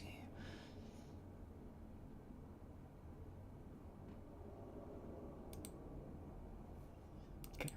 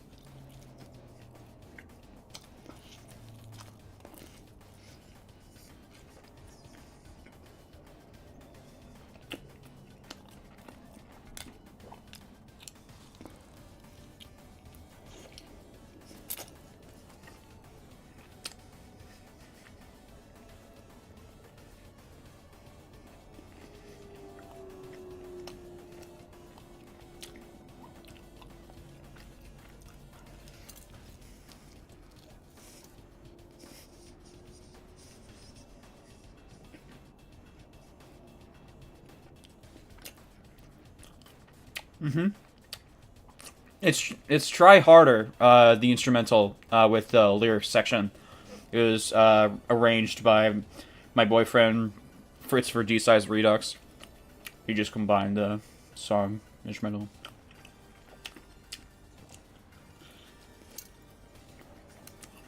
It's the Zephaniah song.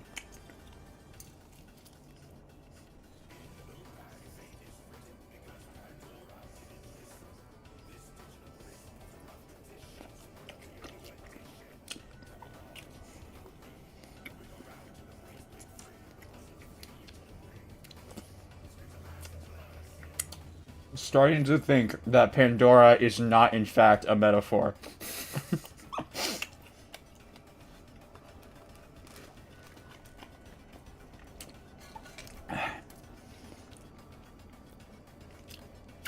Yeah, if you haven't already, get up, get some water, stretch, get some food, because I'm doing that myself. So, by all means, don't let me keep you. I really appreciate your presence and your company, but don't want you to know, or I don't want you to be holding you hostage.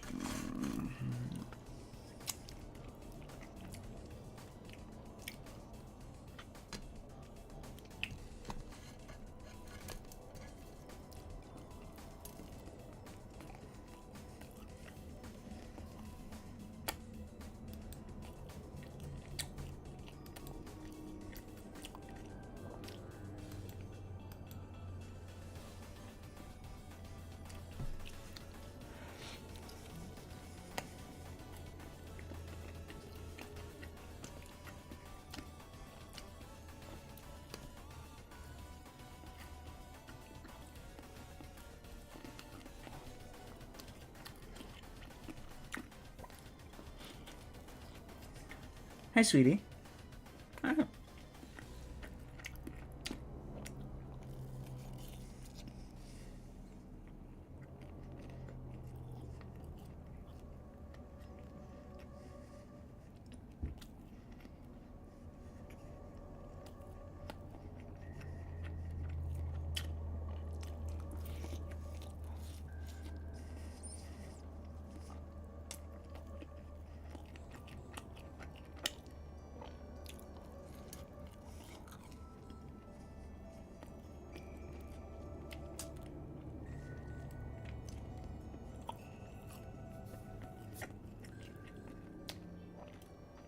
A retrospective that I kind of have is that,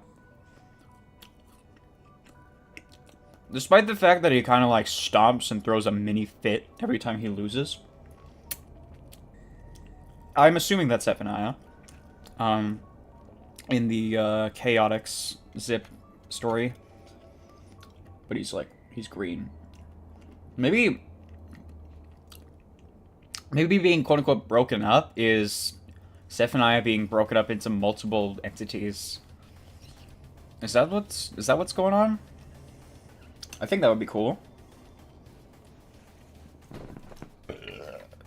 Because this one's green. The last one's yellow. We also haven't seen Mighty.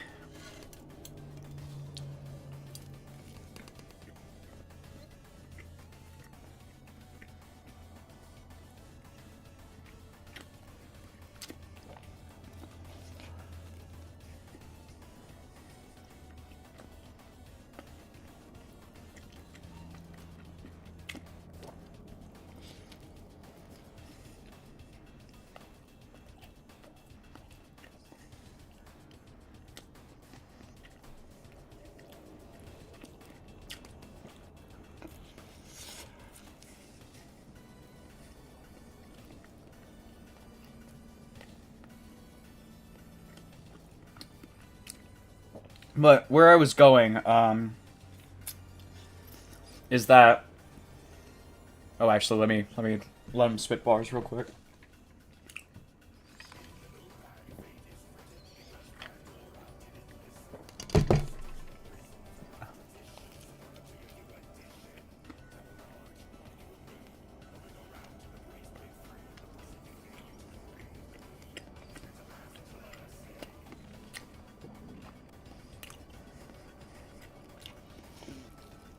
Oh, this pizza good.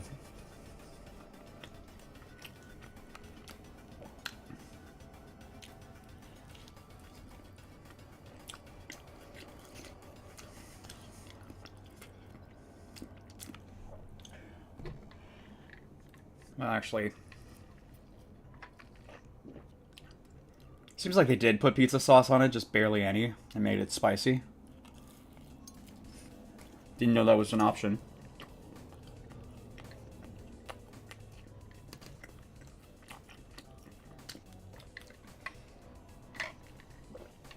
Food's food. But, okay. It's more foreboding to have a character that keeps upping the stakes and like gets mad the same way pretty much throughout all the entirety of the game, and then wondering what will happen when they finally catch you. Because all you have to do is slip up once. I mean, there's like the, of course there's the, like, major breakdown, but I think what I like in characters is consistency. With, like, X, or at least John Rage Mode, there's a lot of, like, that acting normal, and then just, like, a big burst and fit of rage, and just, like, throwing everything to shit. But with, like, with this,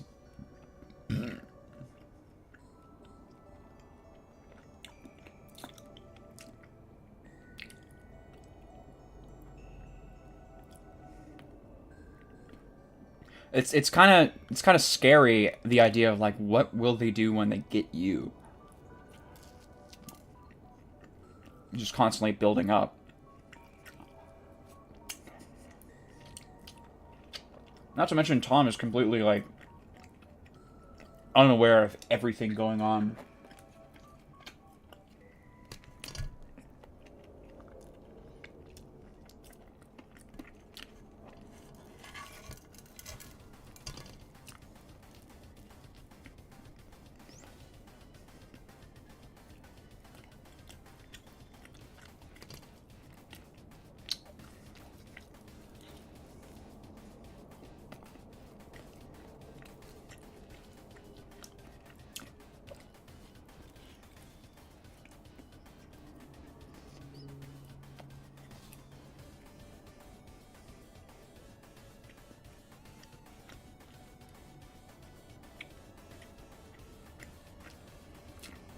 That's a weird flavor.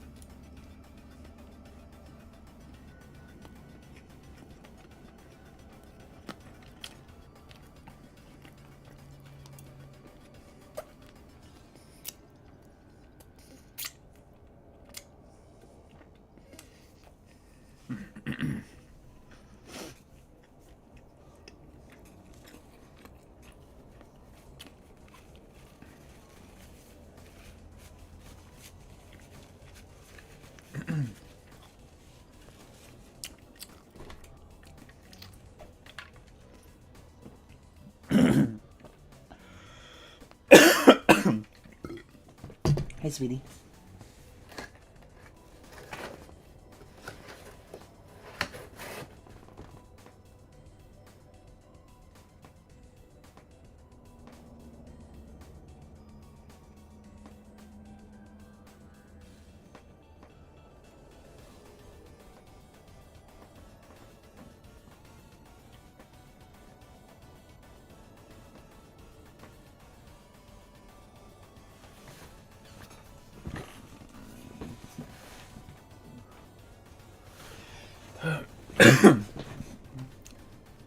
All right.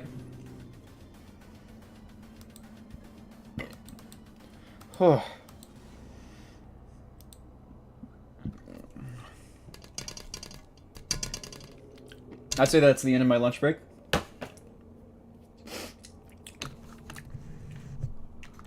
Back to it, my one faithful viewer.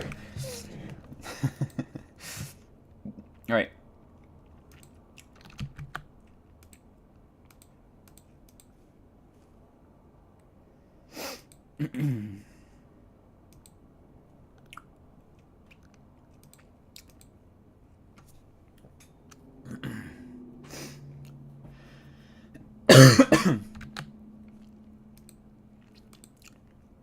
The level selector took him to Marina Madness this time.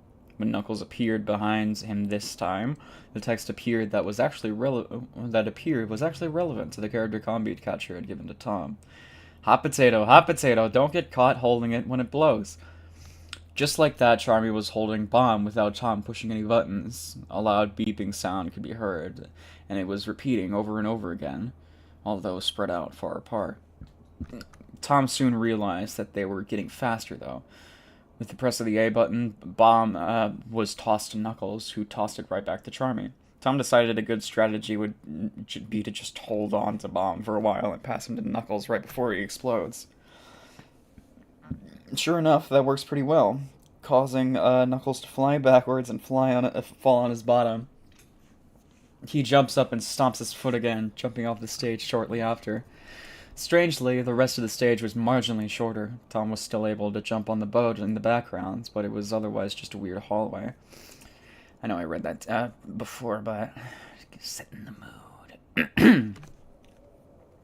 In level 2, it was more of the same. Up until this point, every level 2 added more badniks, but since this level was just a hallway, it was just Charmy and Knuckles playing hot potato like before. Level 2 was literally the same as level 1. Going into level 3, trees looked dead and the boat was rusted and wrecked, not moving anymore. Its windows were cracked and some were shattered. Bomb's timer was a bit shorter this time, so Tom's timing was almost off, but now he knew what he was going to expect in level 4. He was going to try really hard not to mess this up. In level 4, the trees looked like chalices that were splitting entrails and leaking blood down their side. It's my cat playing. The bolts in the ground were spilling out due to, you guessed it, flesh underneath. The boat's shattered window revealed multiple eyes inside, and they looked like they were infected with pink eye, crying, but also leaking puss. Ugh. I just ate, bro. Maybe I should have thought about this. I don't think a lot, do I? The steam pipes had teeth and tongues spilling out of them, and the lifesavers were rings of fingers? That's the best Tom could assume. It wasn't really clear. The timer was noticeably shorter this time around, giving Tom little time to make mistakes. Luckily, he didn't. Knuckles was defeated once again. When level 5 began, everything in the background was moving around again. The entrailed chalices had blood actively pouring into them and seeping out of them from somewhere in the sky. The boat still wasn't floating, but was breathing. The steam pipes, which had teeth and tongues before, were shooting what looked to be vomit out of them. Pillars of green and red were violently shot out. Ugh. When Knuckles revealed himself this time, new dialogue struck. You will not be perfect this time. Best 2 out of 3. Destructive power started playing while Bomb's timer began and instantly was ready to blow up. This catches Tom off guard, and bomb explodes, causing Charmy to fall backwards. Knuckles jumped out and down, laughing at Tom's failure. Tom had to get 2 perfect runs in a row against Knuckles with an incredibly tight timer. When bomb dropped back into his hands, the timer seemed to be normal. Not super long, but not super short either. This time, though, Knuckles started using Tom's own strategy against him. He held bomb for an elongated period of time before throwing him to Charmy. The stress actually started to get to Tom here. What if he had messed up the timing here? When Knuckles is holding a bomb for a while, the timer starts to speed up. Tom starts prematurely spamming A to get Charmy to throw the bomb as soon as it's in his hands, but as soon as he starts doing that, Knuckles looks at the screen and some dialogue appears as the timer chips down. No cheating. Fucking, oh, that's fucking rich. You have a bag of fucking... As Knuckles stares at Tom, he throws the bomb to Charmy. Tom just barely makes the window and throws it back to Knuckles, causing the bomb to explode. Knuckles falls back, jumps up, and looks a little angered, but goes back to smiling as the timer starts over again. Charmy and Knuckles pass the... What is going on? Hey, miss!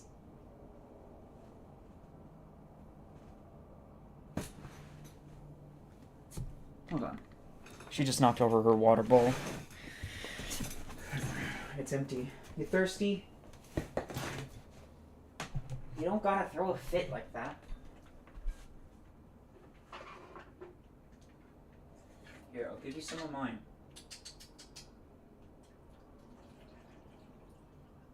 You go better.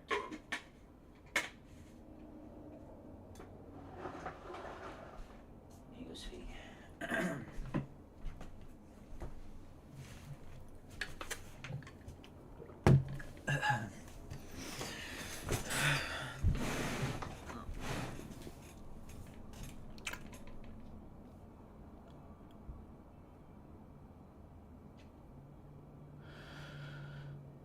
Alright, where were we?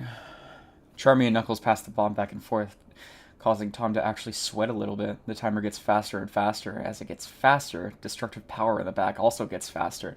It's a stressful situation until it finally happens. Bomb blows up in Knuckles' hand. When Knuckles falls back this time, Tom immediately runs to the end as Charmy disappears and Bomb runs off screen. Tom actually grins a little in relief. He knew he was good at this game, but that just felt like real proof. The distorted mechanical dance plays again, and Knuckles turns to the screen and monologues once more. Wipe that smirk off your face. Nobody likes a sore winner, Tom. You're not making out of this unharmed. I think he's a little salty. Yeah, he's... No cheating, proceeds to cheat.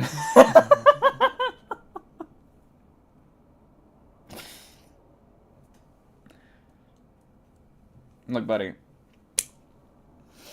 I'm sorry you don't know how to design a game. And I'm sorry that you didn't implement any character bans or anything of the sort to counteract this. Have you considered just rebalancing the game? If, you know, making all the different characters, like, good in their own facets rather than, like, one objectively being better than the other. And I'm not talking about the timer, like the the character of being the game developer and changing the timers and mechanics. Tom's pizza was all gone. He looked around the office and noticed that everyone's fare for 1 or 2 people were gone. He was curious as to where they went, but decided that since he was almost done with the game, he may as well finish it before looking for everyone. When he returns to the hub, he decides to grab Espio again. He's been using Charmy a lot and was going to try and drop him whenever the next level came around. Anyway, it was time for Techno Tower. When Espio and Charmy walked in forward, Knuckles was actually standing above them on a platform in the sky. Simon says. Knuckles is Simon. Only do what Simon says. Huh. A fitting game for the final zone. Simple and easy to understand. Simon says jump. So Tom jumped. Simon says charge spin dash. So Tom charged spin dash, walked left. So Tom didn't walk left. Simple as that. Knuckles went through 10 demands before the game ended. He didn't even act mad or anything at the end, just jumped off and Tom was free to exit the level. Again, no level design or badniks, just a walkway straight to the end. Same for level 2, except Knuckles gave 15 demands instead. By level 3, Tom was expecting Techno Tower to be rusty and dead like every other at this point, but instead it just immediately went to living meat mode. The palm trees in the back had hair, and the ground they were standing on wasn't flesh-coated in metal, but instead was just flesh. Just was flesh, covered in oozing wounds. The background assets also contained many eyes, which stared at Espio and Charmy. Knuckles gave Tom a whooping 20 demands this time, and the length between them was much shorter than before. He had to be on his toes and watch carefully, lest he messed up. Thankfully, he was quick-witted enough to keep his focus and power through. After this level, Tom swapped Charmy for Vector at the combi catcher. Excuse me. We're in the home stretch. At level 4, the level was alive again. The ground breathed, the eyes blinked, and the hair on the trees were flowing in the wind. The hair trees in the back were flowing in the wind. Knuckles made 25 demands this time. It wasn't hard to tell that the game was desperately trying to make Tom make a mistake, but he was just too good. This time when Tom beat him, Knuckles looked a little miffed before jumping down. Now it was level 5. Before jumping in, Tom had to wonder what the gimmick with the background was going to be this time. Normally, living and meaty was the level 5 theme, but that was level 4 this time. When he finally loaded into level 5, it suddenly made sense. It was already alive before. What will happen after life? Death. The flesh in the level was rotted and decaying. The hair in the trees was empty and the eyes were closed. The breathing ground stood still and cold as it leaked blood on its own dead gray skin. Knuckles was already revealed this time, sparing Tom the disgusting transformation. As destructive power started it playing again, a short dialogue appeared on the screen before the game started. I'll get you this time. You'll mess up. He started giving demands lightning speed. Tom is keeping up pretty well, but he starts to lose count of how many demands Knuckles is giving him. He's focusing on the words and appearing, and something suddenly new appears. Knuckles says jump. Knuckles says. Does he count as Simon, or is he supposed to ignore that? Tom gets so flustered he freezes. Suddenly, Knuckles starts stomping his feet, almost throwing a tantrum, and the music cuts completely. How'd you know? I'm not done with you, Tom! I will get you! I swear it! I'm not wrong! You will suffer! You'll see! With that, Knuckles jumps off the stage, allowing Espio and Vector to escape the rotting landscape and Knuckles' little game. Truthfully, Tom half expected the game to just kill him instantly. He was sure that Knuckles says was just a confusing way of saying Simon says. Good thing it wasn't, though. Heading back to the hub for the penultimate boss, Tom is sure that Knuckles will appear again, somehow. Metal Sonic will be full of blood and flesh or something. He gets to the level selector and, to his surprise, nothing. The music is playing the same. Metal Sonic looks normal, everything is as it should be. The game's time of day was still dusk, but otherwise it was pretty normal. Maybe Knuckles was just full of it. He beats the boss with ease, and it's a really pitifully easy boss to begin with. When Metal Sonic is defeated, the cutscene starts playing, but Eggman strangely isn't there. The ring above where he should be is still there, but Eggman himself is missing in action.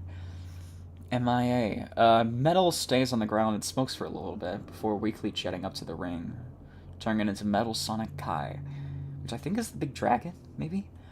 The final boss began like it always did. Espio and Vector landed about 2 hits on him when Knuckles suddenly appears in the sky, flying right towards Metal Sonic. When he makes contact, the screen turns black as a loud crashing noise can be heard. There are a long few seconds of silence and blackness when Knuckles starts to fade in the middle of the screen, but the background is still black. Knuckles is floating in the air, but it looks like he's in the position to be comfortably sitting on a throne. Music starts playing, but Tom can't make it out too easily. After a second of focus, Tom realizes that it was that distorted mechanical dance, but in reverse. Text started to appear again. You didn't believe me. You thought you had won. You thought you had beat me. You Played my games. We had fun. Didn't we? But you got too cocky. You thought it was easy. Even when I made it harder, you laughed at me. Let me show you something. Knuckles then snapped. The rest of the room lit up. He was sitting in the final boss stage, and the background looked like he was in the middle of a rotting flesh dome. Infected eyes and bleeding mouths were sprinkled about, as well as cuts and wounds, which were also infected, leaking more blood and pus. The barrier which the player normally stands on was a bright eye-burning green, just like Knuckles' eyes. If all of this wasn't bad enough, what was laying on the ground was easily the worst part. Bodies. The dead, rotting bodies of everyone Tom had been playing as for the whole game. SVO had a horn shoved through his head, causing his nose to be caved in and his jaw to be missing entirely. His arms had both been ripped off and his tail was wrapped around his neck. Vector looked like he'd been stretched out like a slinky toy, but his body clearly wasn't made for that. His top and bottom halves were entirely separated, being only linked to each other by its own intestines. His bottom jaw and legs were gone. With Charmy, it was already pretty hard to tell what was going on with his sprites because he's so small. But all that Tom could make out is that his limbs were gone and something on his face looked missing. Again, it was really unclear. Yeah! Charmy mutilation! Yeah! Heavy and Bomb had treatments similar to one another. Their metal was heavily rusted and their arms were torn off, revealing wires underneath. Aside from that, they were filled with flesh as well, just like every other metal object in the game. Strangely, though, all the other flesh in the game had skin. Heavy and Bomb's didn't. They looked like they had been skinned underneath and blood was leaking from over some of their metal plating. Finally, behind everyone else laid the body of Metal Sonic Kai. The behemoth of a robot was dormant behind Knuckles, and the rest of the corpses, filled with skinned flesh as well, looked entirely muscular inside. His rusty, dented metal caved into his head, and he was missing an ear. One of his arms was gone, with wires peeking out. Just in the middle of his face, and in the middle of his face sat one nasty eye, with a grotesque, opaque film over it, just in case you weren't really sure he was dead.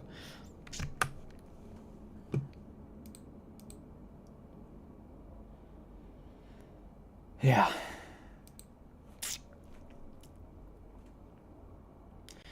The sudden reveal actually caused Tom to audibly gasp. Knuckles cackled at this reaction. Don't you see? It doesn't matter how well you played. Suddenly, a single TXT file appeared over the game titled Winner Winner, which simply reads, I always win. The text then closes and Knuckles is very close to the screen, laughing wildly. A sound so loud, Tom throws off his headphones again. He sits there for a moment, wondering if it would ever stop, but it never did. Knuckles just stayed there, laughing at Tom infinitely. Eventually, Tom gets up and starts to walk slowly away from his computer, with Knuckles still laughing like a madman. Around this point, Tom started to look for where the rest of the workers were. He was alone in the main room by now and started looking around the building. It didn't take him long to notice that there was some sort of commotion coming from Kyle's office, so of course that's where he went first. When he entered, he found that one of his co-workers was there complaining to Kyle about the demonic version of the game that had been going so well for the past few months, and suddenly it turns like that when the game's almost finished. They were all pretty pissed about the whole thing. After a while of listening to everyone yelling, they all realized that Tom had entered the room. Geez, Tom, you too? Me too what? Aren't you here to complain at the game? Well, not so much complain, I kind of wanted a minute to talk to you, with you to talk about it. Can't you see I'm kind of caught up here, and I played about as much as I can. I think I finished it. I was wanting to talk with Miss Pandora, but before Tom could finish his sentence, the room was filled with a resounding, What?! You finished it? How in the hell? I couldn't get past that stupid game of King of the Hill. King of the Hill! I couldn't get past tag! The workers began arguing amongst themselves, comparing how far they've gotten before giving up. Meanwhile, in Pandora's office, she and Gerard are discussing plans to buy her a new computer. It's just not an option right now. You can't... It's just not an option right now. You can't just direct until we can get you a new one. I know. I want to be more hands-on. Kyle's lucky I'm not one to hold grudges, and that stupid ass joke of his has cost me so many. At that moment, Pandora catches a glimpse of Kyle's office from her window. Taking note of everyone in there, she quickly leaves to run in there, and it instantly met with overwhelming ruckus. Everyone calm down! Everyone immediately shuts up when she enters the room.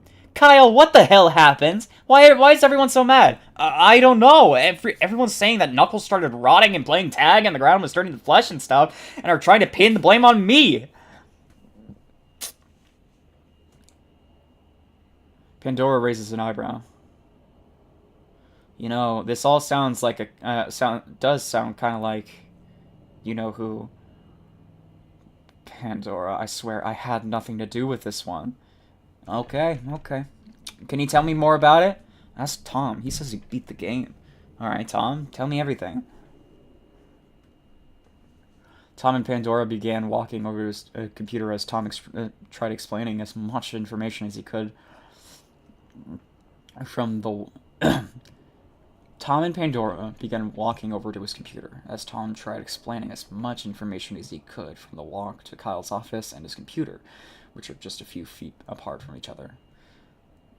There's a lot more than just that, but when I left the game, Knuckles was just kind of laughing. Just closed the screen and cackling. When Pandora sat at his chair, Knuckles was indeed still laughing. She just squinted at the screen. Squinted at the screen for a while, as Tom stood behind her. A few seconds went of Pandora staring at Knuckles, and she immediately knew what he reminded her of. Mighty. No, that's Knuckles. I know, I'm not stupid, it's just... In a split second, the game suddenly started glitching out, interrupting Knuckles' laugh, and soon cutting to black. Tom tilts his head in confusion, but Pandora slowly puts Tom's headphones on, focusing on what's happening. Suddenly, a level starts playing, and Knuckles and Mighty come spiraling down. Huh?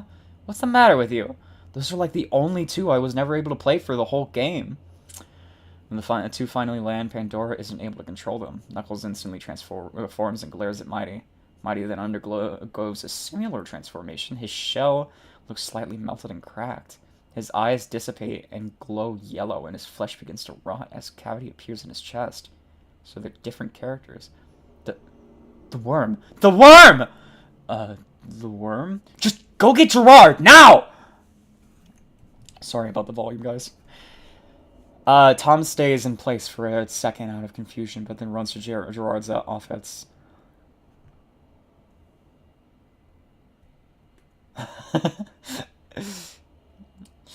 Meanwhile, Pandora watches intently as Mighty returns to her. Another text file opened up, titled Welcome Back, which reads, Ah, you're back. I missed you for us. Before Pandora could finish reading, focus shifts back to the game as dialogue from Knuckles appears, reading, Hey, don't read that. Look at me. Another text file opens, titled question mark.txt. My dear, who on earth is... The game appears over the right on the text again. I said don't read his words. He's stupid.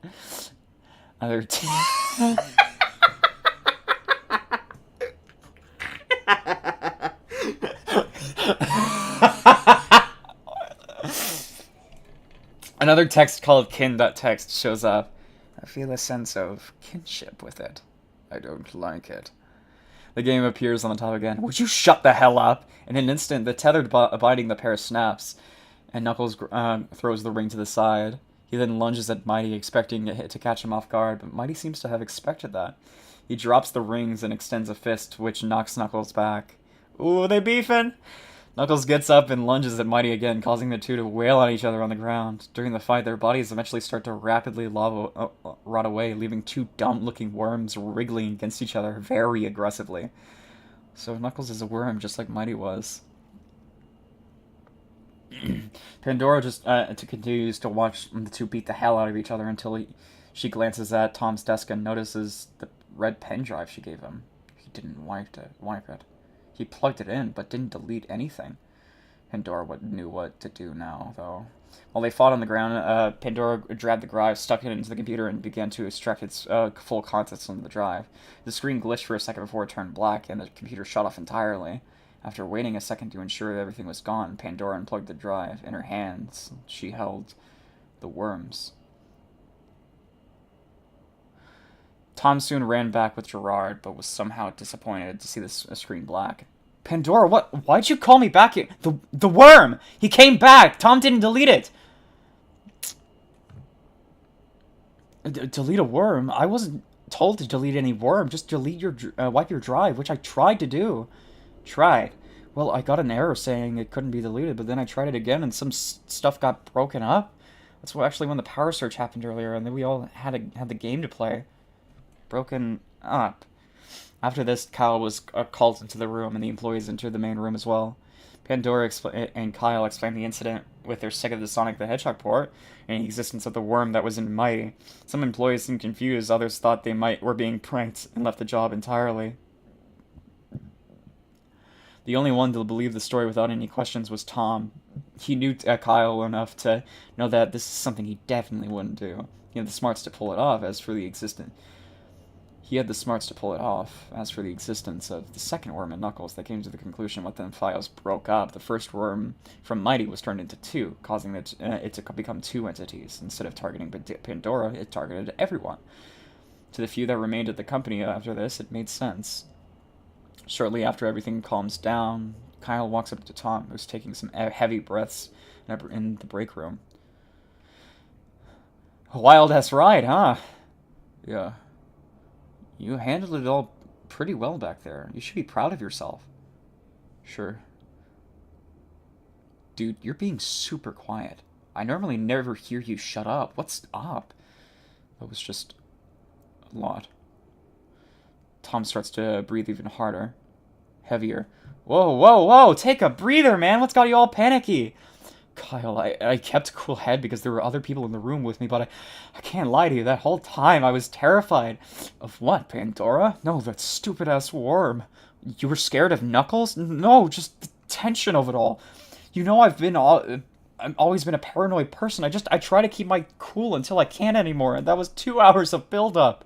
Why didn't you just walk away from the computer, man, and risk getting fired? Your job was probably never at risk. What are you so paranoid for, anyway? I thought we all would have gotten some sort of malware or some shit. The computer would have doxed us or blown up if I gotten caught or something. Jeez, Tom, your paranoia's gotten way worse. You thought Knuckles was gonna blow up your computer? Just shut up! Listen, I'm just trying to make you laugh. It's not worth panicking it over. Is it over now? Yeah. Are you still playing that game? Watching that worm? Watching it wriggle around? Dude, no. Is Knuckles gonna come to life and kill you? That would be stupid. Well, there's your answer. You can calm down, man. You can calm down now, man. You're safe. No computers are blowing up and no one's getting doxxed. And Kyle gives Tom a pat on the shoulder. You look like you'd use some more pizza. Properly heated up. Dude. Shut up. Oh. Dude, shut up. But it's a different color red. He's possessed by Knuckles. The two laughed as Tom took a few more seconds to breathe, heading back into the main office room. Them, Gerard, and Pandora discussed the event a little more before heading home for the day. That night, Tom had some horrible nightmares, but felt much better after a phone call with Kyle by the morning. A few months later, the company hires some new folks to replace the ones that left after the CHAOTIX incident. These included an older man named Roger, a friend of Gerard's, Cole, and a younger boy named Alan. We are so fucked. Pandora had just announced their next port decaf attack for the Sega Genesis. They were about to start work on it the next day, so Tom headed home with his head held high. When he gets back to his apartment, though, his front door is unlocked. Tom wasn't usually one to leave the door unlocked, especially given how paranoid of a person he was. When he walks inside, his bedroom door is ajar, slightly creaked open. He can feel tension rising as he slowly walks up to it. He puts his hand up on the door and swings it open as fast as he can. Everything was normal except on his bed there was a plushie. It was Knuckles, and he looked exactly like he did during the CHAOTIX incident. He started to panic and freak out and panic until he hesitantly lifted it and noticed a note underneath. Boo, did I scare you? Got this commissioned a few weeks ago. Haha, see you tomorrow, brother. Tom took a sigh of relief before pulling out his phone. Just got home? Fuck you.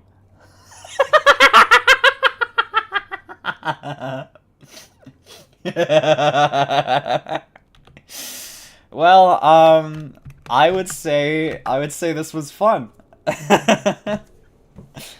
Thank you for sticking throughout the whole entire stream, Joes. This was fun. Nice, diversion of expectations. Everything's just fictional. But, you know.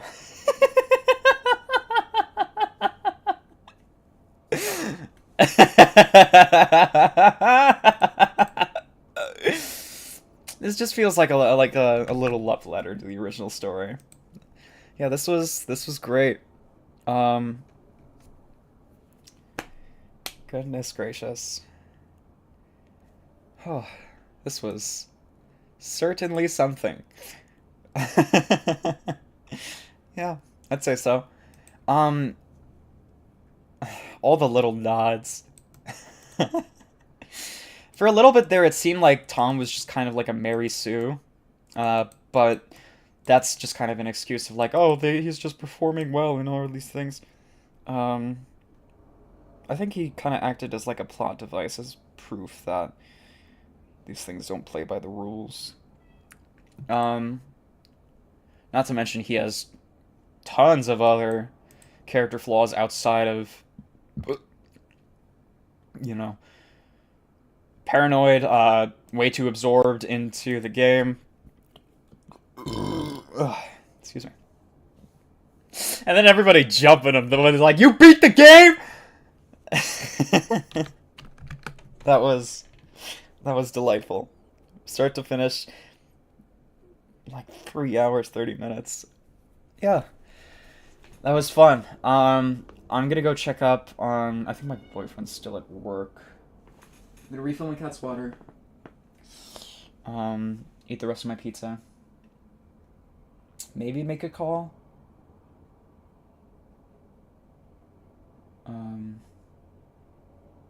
Maybe make a call to Little Caesars. See if I can't get myself a free pizza later. Alright, I think that is going to be it. Hopefully this is enjoyable for anybody who watches the VOD. And, Geos, I hope this was enjoyable for you while you were here. Given the fact that I think you're the only one that stuck around other than my cat. She wasn't exactly, but she was, "Hi, sweetie." Hi, baby. Alright. Have a lovely night. Sorry about my microphone being loud. Sorry about it peaking if it peaked. And goodbye.